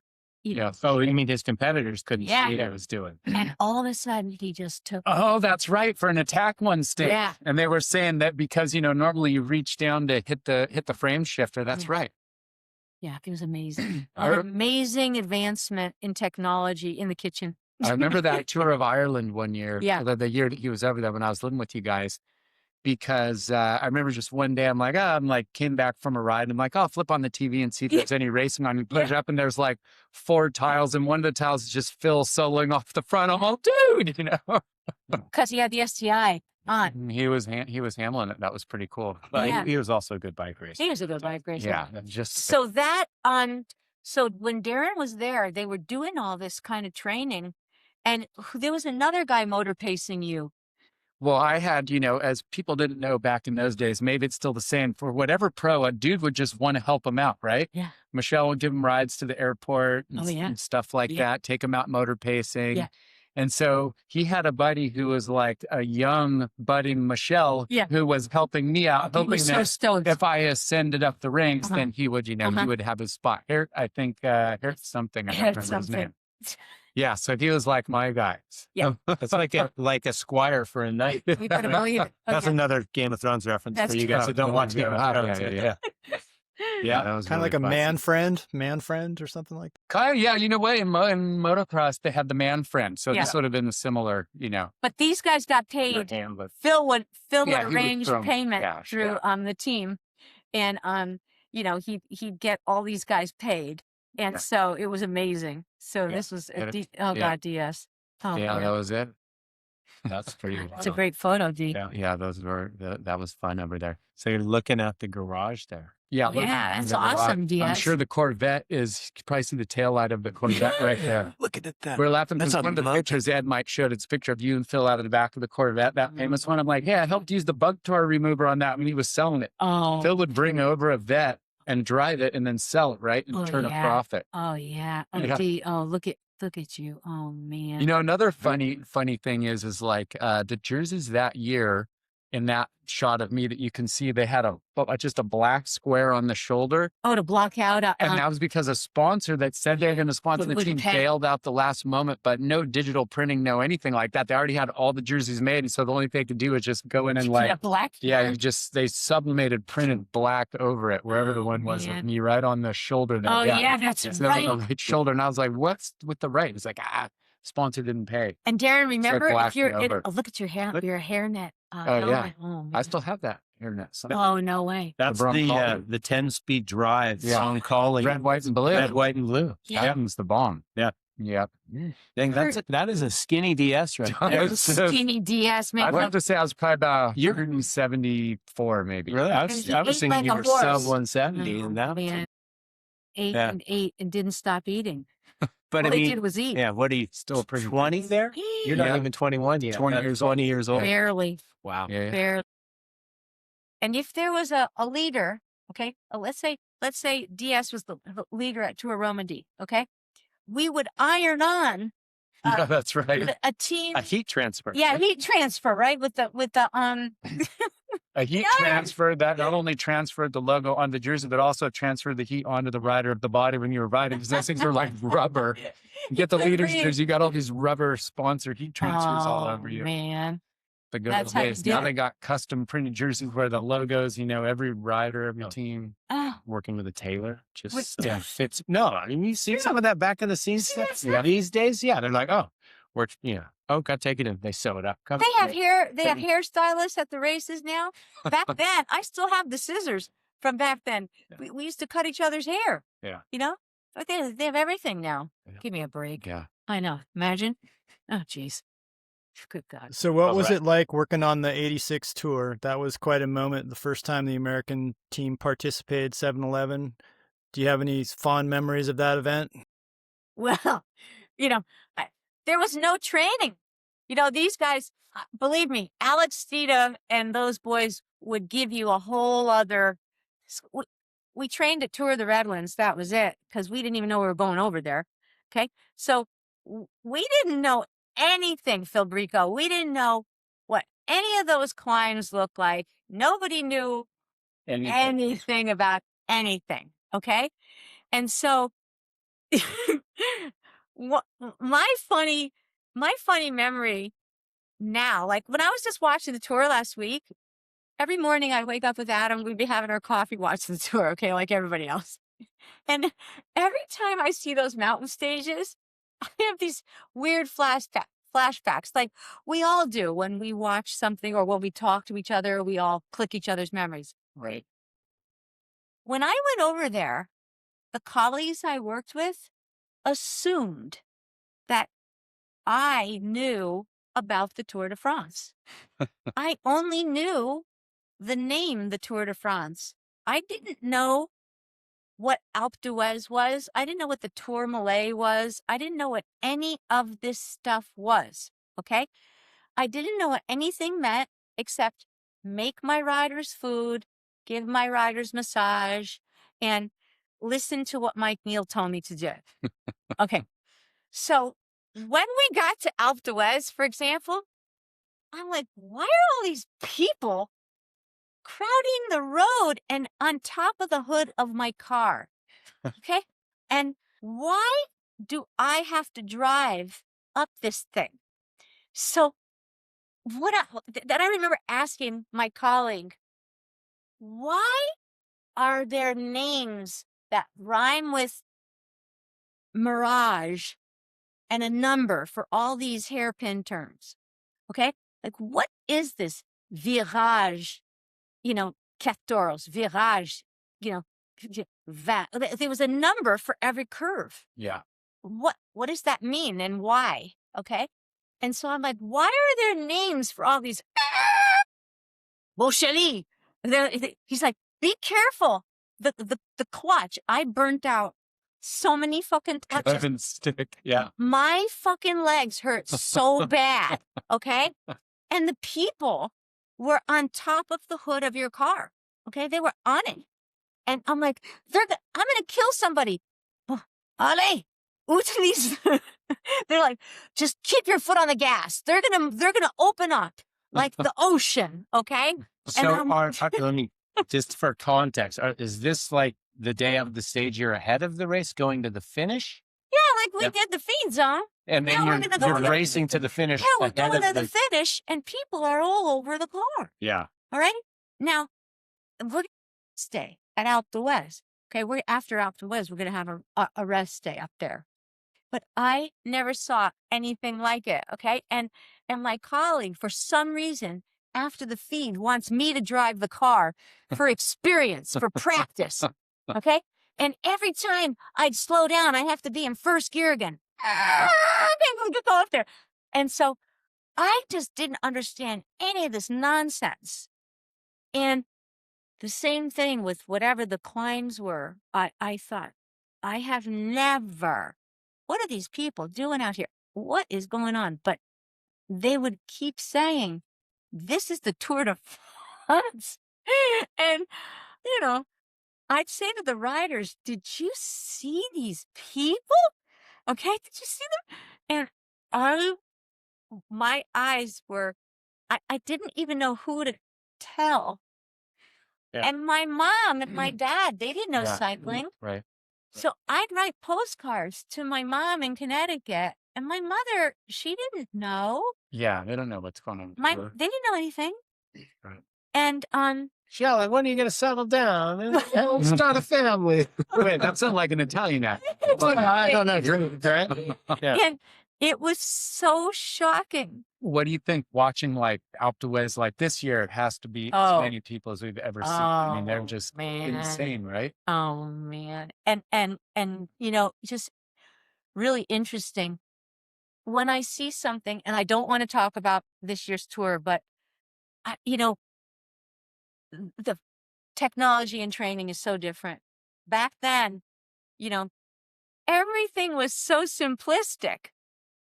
Everybody ate together in the hotels. There was no, you know, nobody had even Right. Cell devices. cell nothing, right? devices. You're It all was there. everybody was together. There would be sometimes 7 or 10 teams in the same hotel. And I do want to say this. I didn't know who all the big riders were. Like I said, I just knew from the bike shop, the Yeah. posters and stuff. But years after that, you know, I started to know clearly who was who. And I did notice in that 86 tour, once the mountains came, the riders didn't lift their feet anymore. They were like they're in their slippers and they would start to slide their feet. Like shuffle down the Shuffle. hallway. Yeah. They were And so tired. they were starting to shuffle their feet. And I thought, this is what the words agony and ecstasy, I started to understand what that was right in that 86 tour, Ed. And I think that stayed with me from that 86 tour. I saw it in my own riders and I saw it in all the riders. And part of that to me was really beautiful. Seeing ecstasy in the fans, ecstasy in a win, in hands going up in the air, ecstasy in just joy of not just the fans, but in the mechanics working, in all the generators going, in just the togetherness of everybody in the hotel, but also agony in exhaustion. And seeing riders sitting down on the stairs because they were so tired, and knowing that it was because things were so extreme, and seeing even the directors sitting down on the stairs because there was just 2 elevators in the hotel. And then I came to realize that those directors that were sitting down on the stairs were riders the year before, and their legs were blowing up in the car because They were so used to being racers. yes. And all that clutching too. So I started to ask those questions, like, how come those men, how come those guys with regular clothes not warm-ups on or sitting on the stairs. But Shelley, those two guys that you see right there, they just retired. They were riders last year, and their legs are awfully blown up because they were just riders last year and they're used to pedaling, and now they're in the car and their legs are kind of, swollen, and they have to walk up the stairs. So I really started to learn in that 86 tour about another depth of cycling, about the agony and the ecstasy and the beauty of both of those sides. And so in that 86 tour, Davis won a stage, and it happened really quickly. And Alex was in all the jerseys all at once. Those pictures, I remember you showing us coming back, and she had pictures you got developed, and it was in the whatever, because it was a 2-stage, right? A short morning road stage and the team time trial in the afternoon. And they just have like cots in some big like gymnasium or something. Yeah. And there was A just boarding school. And you had pictures of Link Steeda just laying on his back with all the jerseys on. Yeah. And there were the Velcroed ones on the back. And so they just like kept putting them on. He had everything, right? He had like every jersey. He had yellow, he had polka dot, he had climbers jersey, the sprint or the combine, the sprint jersey. Yeah. And just the pictures of him on the bed with, with all the flowers. We didn't even know what was going on. And that whole experience was so wild because our team was so unwanted, but Felix Leviton loved America, and so they would come up and talk to us, and it was awfully fun.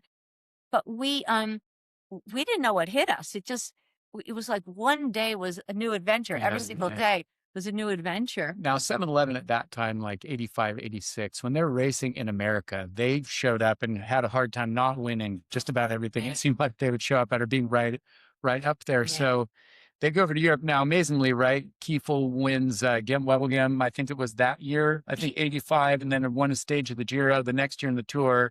Steeda gets the jersey, Davis wins a stage, but was there also just like the guys going, how are we even going to make it through? Like, this is so hard. Yeah. Yeah. We could hardly even survive. What was that? I mean, what's the blow? Like, was it just hard for them just to stomach? I mean, like, because you're going from always being... Gomer had a concussion. Yeah. Alexi was out. We had I can't remember how many guys finished, but it was like survival of the fittest. Gomer being Eric Hyde. Yeah. Nicknames. Yeah. So that must have been interesting, like, through that 3 weeks, right? You start with these guys that are like, they're all in their early 20s, right? Yeah. They're in the Tour de France, which they've only read about, and used to winning all the time. And so then after a week or after 2 weeks, or you get into the third week where these guys that you're used to, right, they're bouncing around. Winning multiple stages. Yeah. And here they are like what was that like watching that physical and mental transformation of them? Because you mentioned this earlier, like you always had to have a happy face on, right? All the time. It doesn't matter how bad your feet hurt or how tied up your shoulder is, or, right. You got a bad stomach. It's like, you got to put the happy face on. So how was that dealing with them? That's a good question. That's a really, really advanced question. And clearly it's because you're a racer. I just got to say real quick, I got to stand up and go off camera and stretch out because of the leg, and I'll hear your story from behind, and then I'll come back over. Right. Yeah. Yeah. And that, I think, comes from the depth of your cycling. Mike Neal would have talks with me and just say, Shell, this is just like American racing. Every day's a new start. Every day's going to be fine. Get the riders what they need. I didn't even know where to get ice. Okay. So in Italy, there was no ice machines. There's no ice machines in France. So I had you couldn't go raid the hotel ice machine, right? There weren't ice machines. Like, that's something that nobody even knows. So I used to have to befriend certain soigneurs who didn't want to help me. They wanted me to fail. But I used to watch what they did. They would take Evian bottles and they would fill them with tap water. They'd put their team sticker on it, and then they'd put the bottles sideways in the deep freeze at the hotel. Then they had their own team mallet, and then they would take their Evian bottles out in the morning. They would bang those Evian bottles that had tap water, and they would have blocks of ice that they put in their coolers. So the deep freezes at the hotel were loaded loaded, if there was 7 teams, with Evian bottles. It's still being done now. So I had to get my own mallet with my sticker on it that had my name. And when the soigneurs on the other team saw me with my own mallet, they were like, whoa, bravo, huh? And I'm like, wait, boom, boom. Okay. And then you have to have your sticker, your team sticker on your bottles. Every bottle, or else or was they free got game, snapped. right? It was free game. Yeah. So just to have ice was gamey. That was just another part of your day, was to make ice. Yeah. So I learned that by looking up. So that I learned in the Giro. Yeah. So by the tour, I knew how to make ice. But you've met my mom and my stepmom. But Yeah. my mom was a sweetheart. And I would talk to my mom on the phone when I was with 7-Eleven here in the States. And I would talk to my mom. She was an amazing hostess. And you guys know, in the States, 7-Eleven would get mobbed. Yeah. So I would tell my Mom, so many people want to come and mob my van. She's like, sweetheart, you need to have a better barricade. I think you should open up your massage table. And you and Richard Dioncaire, need to open your massage tables, use one as a buffet, put your coolers on it, okay? So the boys could fill up their water bottles, and use the other one, use your lawn chairs as a barricade on one side so people don't get into Into the space. the rider's space. space, yeah. Yeah. And she said, and if need be, you open that other massage table and you use it as a barricade. So Set it up on end. Yeah. No, you actually open it up, okay, and use it as a barricade, okay? So my mother helped with that setup. So in Europe, I would call my mom and I'd say, Mom, people aren't talking to me. Nobody wants to be friends with me. She's like, coffee helps. Coffee. Coffee helps. Yeah. So my mother would say, all these mechanics, where are they? Aren't they out at the trucks? And I'm like, yeah. She's like, go into the hotel, use your own money if you don't have enough team money, and go get a tray, get a bunch of carafes of coffee, and just give it to everybody. Give coffee to everyone. And, get some Danish, get some cookies, and give coffee to anyone that you want to be kinder. And I got coffee for every mechanic that I could think of. Shelika, this is so nice, huh? This is lekker, huh? I had nice coffee and some cookskus. And I'm like, thank you so much. You're always helping me. No, I'm not. I need to help you more, huh? And then I'd go back in the kitchen on another day. I'd get coffee for some soigneurs that were making bottles. Thank you for helping me in the feed, or, Yeah. if I needed, Sean. Kill Remember 'em Sean? with kindness, right? Yeah. Kill them with kindness. Yeah. Yeah. It's funny, that still works today. It does, right? Oh, there's some. How about this one? That's a you. lot of people. You with JFB. That is such a fun photo. I don't know who took it, Yeah. but some photographer, I was, Good guess. some photographer, I don't know who it was, Yeah. wanted that, there's another photo, it's flipped, okay, where they have Jean-Francois massaging me, okay? So this is a stage photo? This photo, I'm massaging Jeff, and then later, the same photographer has, there's another photo on another day. Role reversal. Yeah, they have, That's the photo right there. oh, okay. On another day, there's another photographer, not this race, where a photographer has Jeff massaging me. I have on one of my skirts, one of my jupes, okay? Yeah. Where they have Jeff massaging me. This is on a warm day. And then they have Yvonne Mario massaging Alain. Okay, Alain Reverdy. This is clearly at a cold weather race. That's the soigneur way over on the left, that's Marc Durand, way on the left, against the wall, getting something ready. And he's a retired racer, and he raced lastly for Zor, with the navy blue, and so he's a retired racer. That's Pascal Poisson. You see behind Jean-Francois Bernard On the right shoulder. Yeah. yeah, with the yellow sleeve. And so he was an amazing racer, and he had a crash in the Giro one year. So I'm at the finish line. I'm like, where's my ninth rider? And so I'm like, where's Pascal? And he crashed in a big pileup, one of those, Right. 1K from the finish crashes. Yeah. And that was Pascal Poisson. And he ends up at one of those hospitals where there's like, no doctors. Oh, nice. And he That's a great hospital. right? Yeah. They just have sorelli, they just have like nuns. And so one of our mechanics from La Viclaire goes with Pascal. And so I'm at the hotel waiting. Why is it taking so long? Well, he broke both arms and both collarbones. Oh. And the way that they set him Oh. was he comes back with like 2 casts and he's like glossy. And so I said to the mechanic, what happened? And he said, well, the way that they set his arms was an orderly held Pascal against a wall, and a nun pulled his arm and then pulled this one and then casted him up to here. And there was a little note. It said, per la massaggiatore, okay, for the massage therapist, okay, 24 hours full traction. I'm like, what? And so I thought, oh, you gotta be kidding me, man. Okay.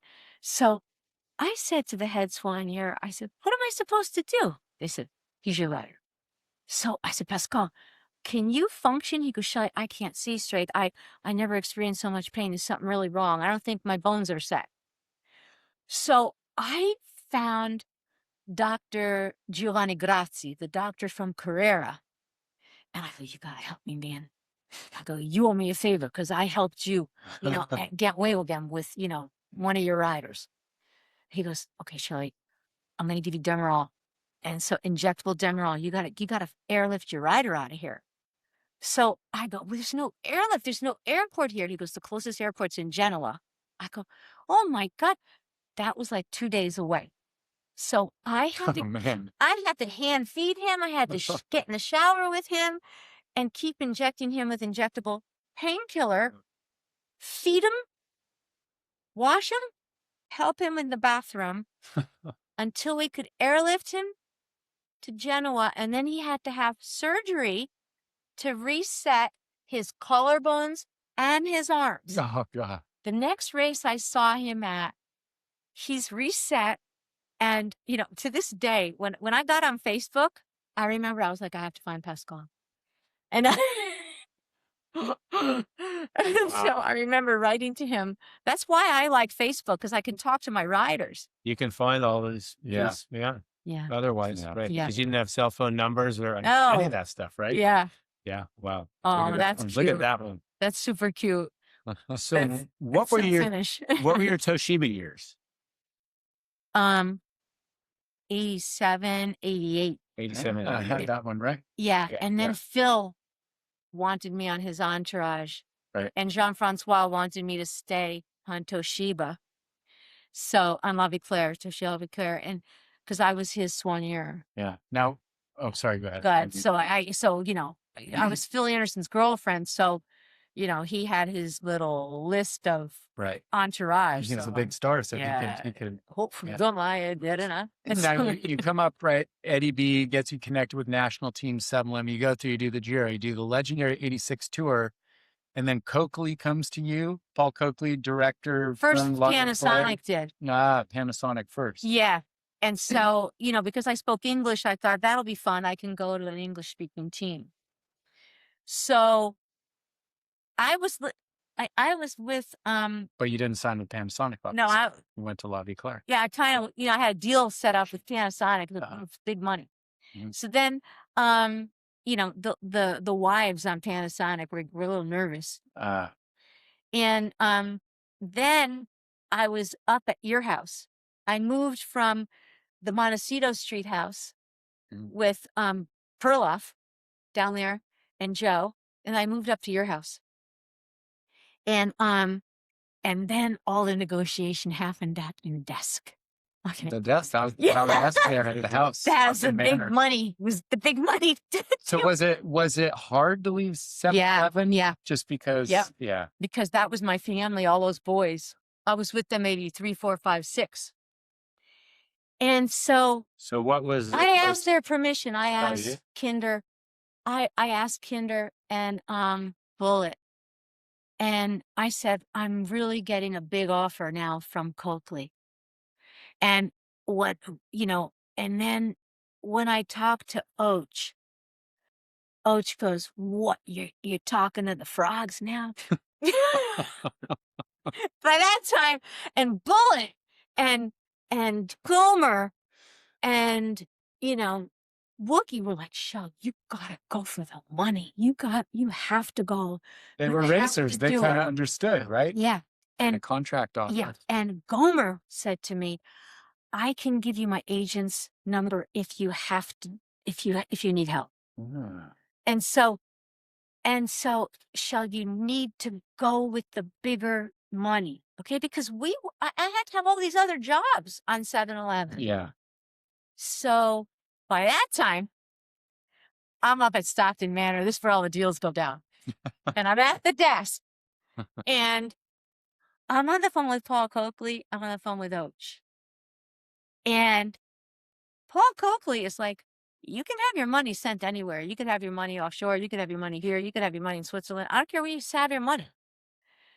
So Och was giving me the hardest time, guilting me hard. Right. What are you going to get an agent now? What are you? And Andy flipping back and forth. What are you going to get? Like, Andy, you would. And I did not cry. And I felt so bad. Finally, Paul Coakley. So the money is going here and here and here and here. And finally, Paul Coakley, he offered me tens of $1,000s more than Och's final offer. Right. And then I just went over. Must have been quite a moment for you. For only that's 87 you signed for, right? So 4 years before, you're literally just getting out to the Olympic Training Center. Now you have the number one team at the time bidding. 6-time Tour de France winning team. I thought, I'm going there. Yeah, I know. And like the biggest team in the sport is coming to you and recognizing you. That must have just felt amazing. I couldn't even take it in, though. I couldn't even fathom it. Yeah. But Paul Coakley said, Shelley, I want you to do for my team. He already approached me at the Worlds. Okay, the Worlds that were in Colorado. Oh, yeah. 86. Yeah. Colorado Springs. Yeah, he started talking to me there.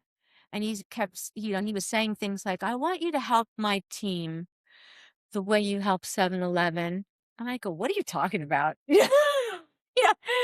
And he said, it's so nice to watch what 7-Eleven has. And I want you to do that here with my team. Yeah, that's interesting, because you think about it, we hear the stories of 7-Eleven, the Cowboys that went to Europe. Yeah.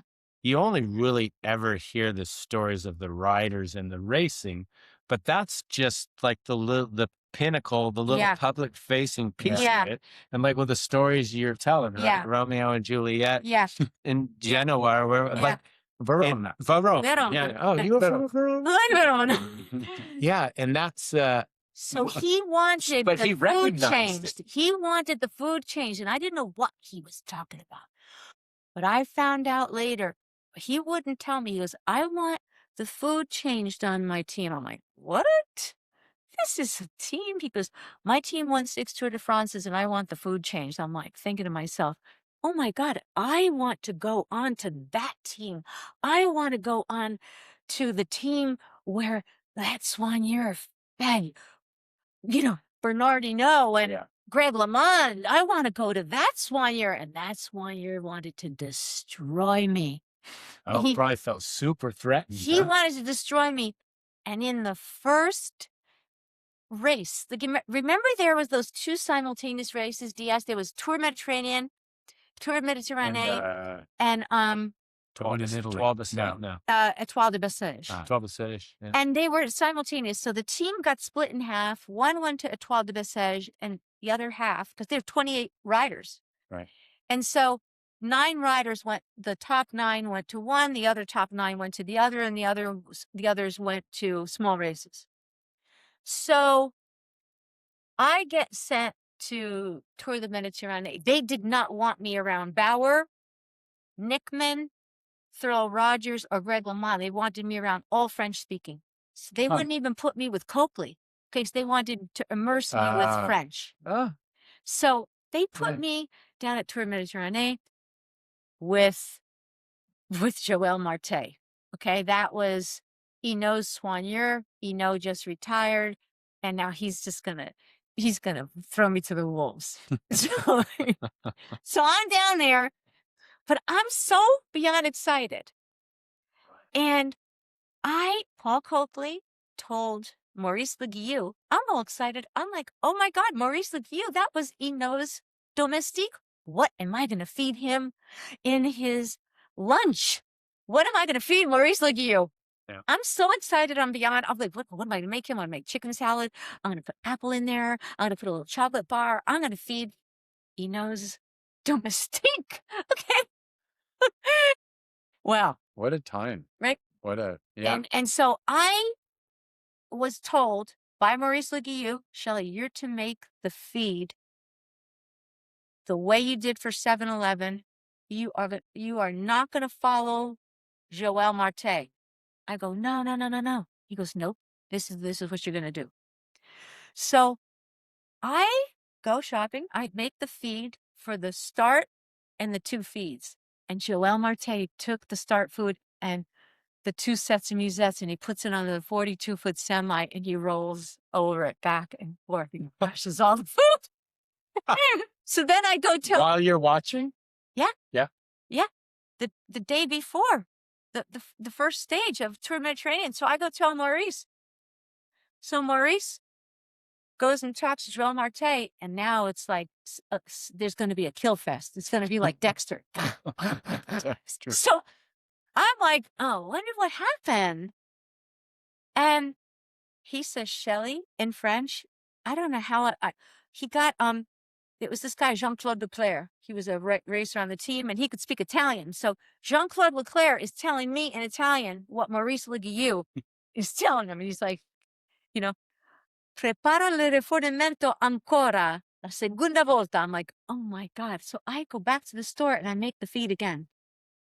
And they take the coolers and they put them in Maurice Le Guillou's room. Now Joël Marté is going to fucking come in and get me in the middle of the night. I'm like, because he caught wind of it. Obviously. Yeah. Right? Yeah. And so now Joël Marté, something's going to, I don't know how I made it through Tour Mediterranee. I blocked it out. I have amnesia. After Tour Mediterranee and Étoile de Bessèges, we have a training camp down in Spain. All 28 riders. And we have this, a couple of, media people. Mm-hmm. And they're down there. And one of them is Agnès Pierret. She's the only other woman I was in contact with. And she's sitting next to me. And Joël Marté stands up. There's all 28 riders. There's all the staff, And the only one that's not there is the team owner, Tapie. Bernard Tapie. All of a sudden, Joël Marté stands up and he is red like a beet. I thought, man, he's going to kill me from there. And all of a sudden, Agnès Pierret, she grabs my hand. I could tell he's talking about me. And he's screaming. And I go, Agnès, are you going to translate this? She's like, never. And so Paul Copley stood up and fired him on the spot. Really? Wow. On the spot. And that was the end of him. And after that, he was gone, but he said what he wanted to say. And then Paul Copley came up to me and said, Shelley, you're going to make the food the way you made it for 7-Eleven. And I said, is everything okay? And he goes, we're not talking about this anymore. So that was kind of how that started. That's a great storytelling, Yeah. right? Yeah. Like, Yeah. but it shows that for all the joking everyone was making about 7-Eleven, they were very observant, and they were taking it in, and they're like, Yeah. I mean, and that's part of it. Like, so how did these cowboys from the United Yeah. States, how did they actually do this, right? Yeah. Because, they're not pedigree racers from Europe, right? Generations and generations. Yeah. Oh, that's He a wanted. Shelley story I've never heard of. Well, there's no way to tell that. It's just a shame. Yeah. Those riders were under like an iron fist because and that was Eno's soigneur from when he was a young boy. And and he had a rule. You only can eat this. You can only eat that. And there was no variation. So those boys never had a chance to eat any other kind of food at the dinner table. Yeah. Only minestrone, only this, only that. And so it was sad. Wow. Well, Yeah. It's funny. I was thinking about, there was some press that came out that apparently before this season, Jonas, Kindergarten on Bisma was feeling like, we're at altitude camps all the time. It's like, Yeah. can't hang out with my family. It's like kind of depressing and all this, and talked, the team, and they listened to him, obviously, and they changed some stuff around. I was just thinking about that difference from, like you're saying, you're in the Iron Curtain, right? Iron Curtain, yeah. I remember Phil telling me, and I told the story on one of the podcasts when he was on Panasonic about some classic they did in the early season. The team all performed out in Peter Post, like, yeah, you're riding back to hotel. It's like raining and cold, right? Makes them right after the stage, and just like, it's just amazing all the changes that have happened. You're right. Yeah. You're right. And all those little things. Imagine back then, like those guys didn't have a lot of luxuries. But they were harder guys. The bikes were heavier. The everything was harder because They were like on the ship rowing, down in the galley. Vector's like, wow, cracking the whip. Yeah, I mean, it is really just different timing. I just think about that. You are obviously intimately involved in it, from the road team, like going to the tour. I never, went to the tour or anything, but just the differences, the changes are pretty amazing. I mean, we were talking about how back then, going over there as an American, how it would get lonely, right? There's no FaceTime, no anything. But You're you like, tell Kurt sometimes go for a after long the time. race, right? Yeah. After the race, you're in the hotel. Yeah. Okay. So after dinner, tell KS you be in your room after you got your massage. Mhm.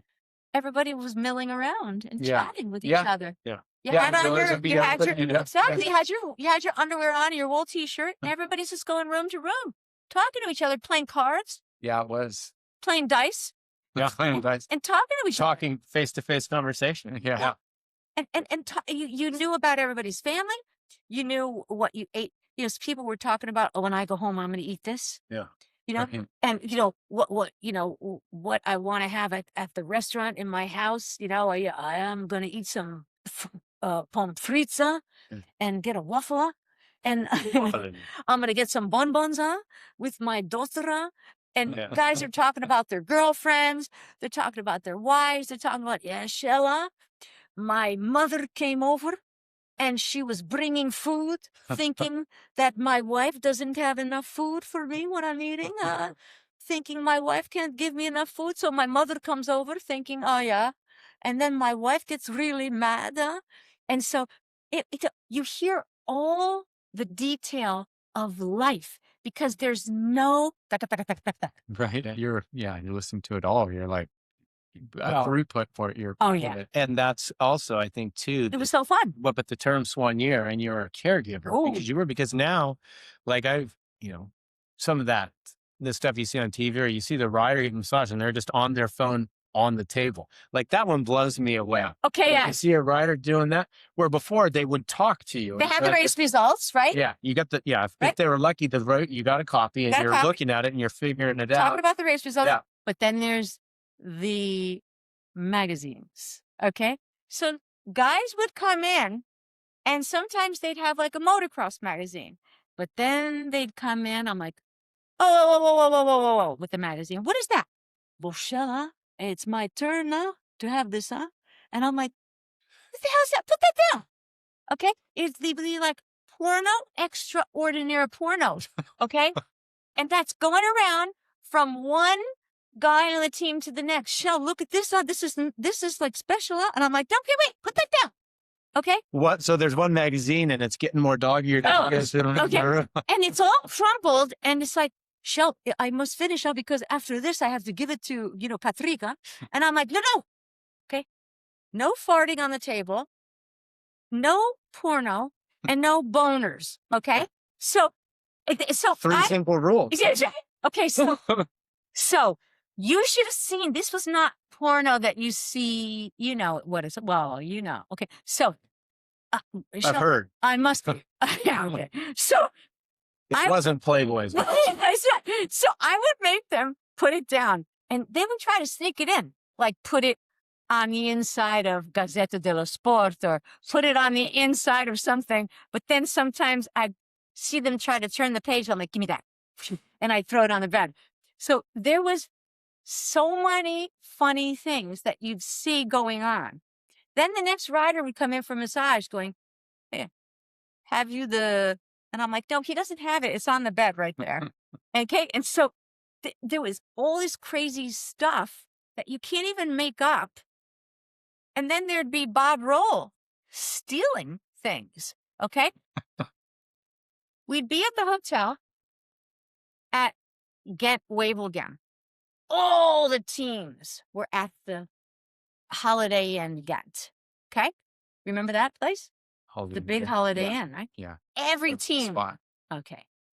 So I was on like TV and Bob Roll would, find it funny to just go after his massage or before his massage and just go visit all other teams because there's no Right. Palm Pilot. There was no nothing. Just go visit other rooms. Palm Pilot. Yeah. So one day I'm massaging my guys and, it was open door policy. Nobody locked their doors. You just left your door open. So there's 2 big beds in my room and my massage table. I'm massaging and there's 2 guys on both of my beds with their legs up, okay? Shaking their legs out. Okay? And I have a little cooler in the room. This is a huge classic and I'm on a Dutch team. Here comes Bob Roll with his underpants on and his wool shirt and his hair looks like, I don't know what, okay? And it's shaggy down. He comes walking in. Everyone's like, Bob Rolla, Bob, hey, come in, hey, have something to drink on, have a snack, hey, Shell, come on. Okay. So he comes in and lies down on the bed, puts his legs up with my guys. And they're all talking about the parkours. Yeah. So he decides to get a snack and he's like, I just wanted to say hi to Shell. He gets a snack and then he leaves. He comes back like 10 minutes later with like a 5.5-foot plexiglass panel that he stole out of the elevator how in an elevator back in the 80s and 90s, there were lit up panels of like the hotel. Yeah. name. Photos. Yeah. What you do there when you're there. Yeah, at the restaurant. And it said Hotel Holiday Inn, Ghent. And it's like 2 people, a man and a woman, drinking wine. And it's illuminated because there's a light behind it. Bob knocked it out of the elevator. And he goes, Shell, I miss you so much on 7-Eleven. I just wanted to tell you how much I love you and miss you. So I brought you this. And then he takes it and he puts it on the dresser in front of the lamp. And he goes, look how beautiful. And the guys are like, oh, that's so beautiful, huh? A gift, from Bob, huh? And the guy, then Bob says, you should bring Shell more gifts, huh? Gives me another kiss, takes another snack and leaves. And the guys are like, it's nice he loves you, huh? Brings you presents. I'm like, are you fucking kidding me right now? Yeah. Okay. That's You're a little horrified at this moment, right? The next morning, all you hear, now there's not a lot of elevators in the Ghent Holiday Inn and all the teams are there. And so we have to use the staircase, but we hear security. Yeah, there's the panel, huh? It's missing they're saying it in Dutch that we can't find the panel and now the Get police are there, and someone has stolen the panel, and they can't find it. So now the head soigneur is like, Shelley, why did you steal this panel? We're going to get fined for that. And I go, I didn't steal it. Bob Roll did. Why did Bob Roll put the panel in your room? Okay. You must be returning that to Bob Roll's room. I go, I don't know where his room is. Okay. So now we have to somehow get this panel out of our room, or we're going to get charged. So we take a massage sheet, and, you know, there's no cameras in the hallway, but there's all these security with headsets dressed in black. And now they have the Get police in there. Okay. And so they're there for the race. And they get them in there. Oh, because they're in the hotel too. Yes. It's the biggest hotel in Ghent. Right, of course. Right. So we take a massage sheet, and we take a massage table with a sheet, and we're dragging the panel out, and we just leave it in the hallway. Okay. Just walk away from it.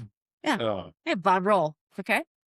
That's- It's like stupid everyday stories. All right. Now, you might have to, I was going to say quantify for me if this is correct, but I feel like I remember you telling me a story that Bob Roll was perhaps, maybe it was Phil telling me. Oh, God. That you guys ever the only rider to get fined for being naked in a race, that there was some story, it was like Tour of Belgium or something, the early stage, and they tried to switch.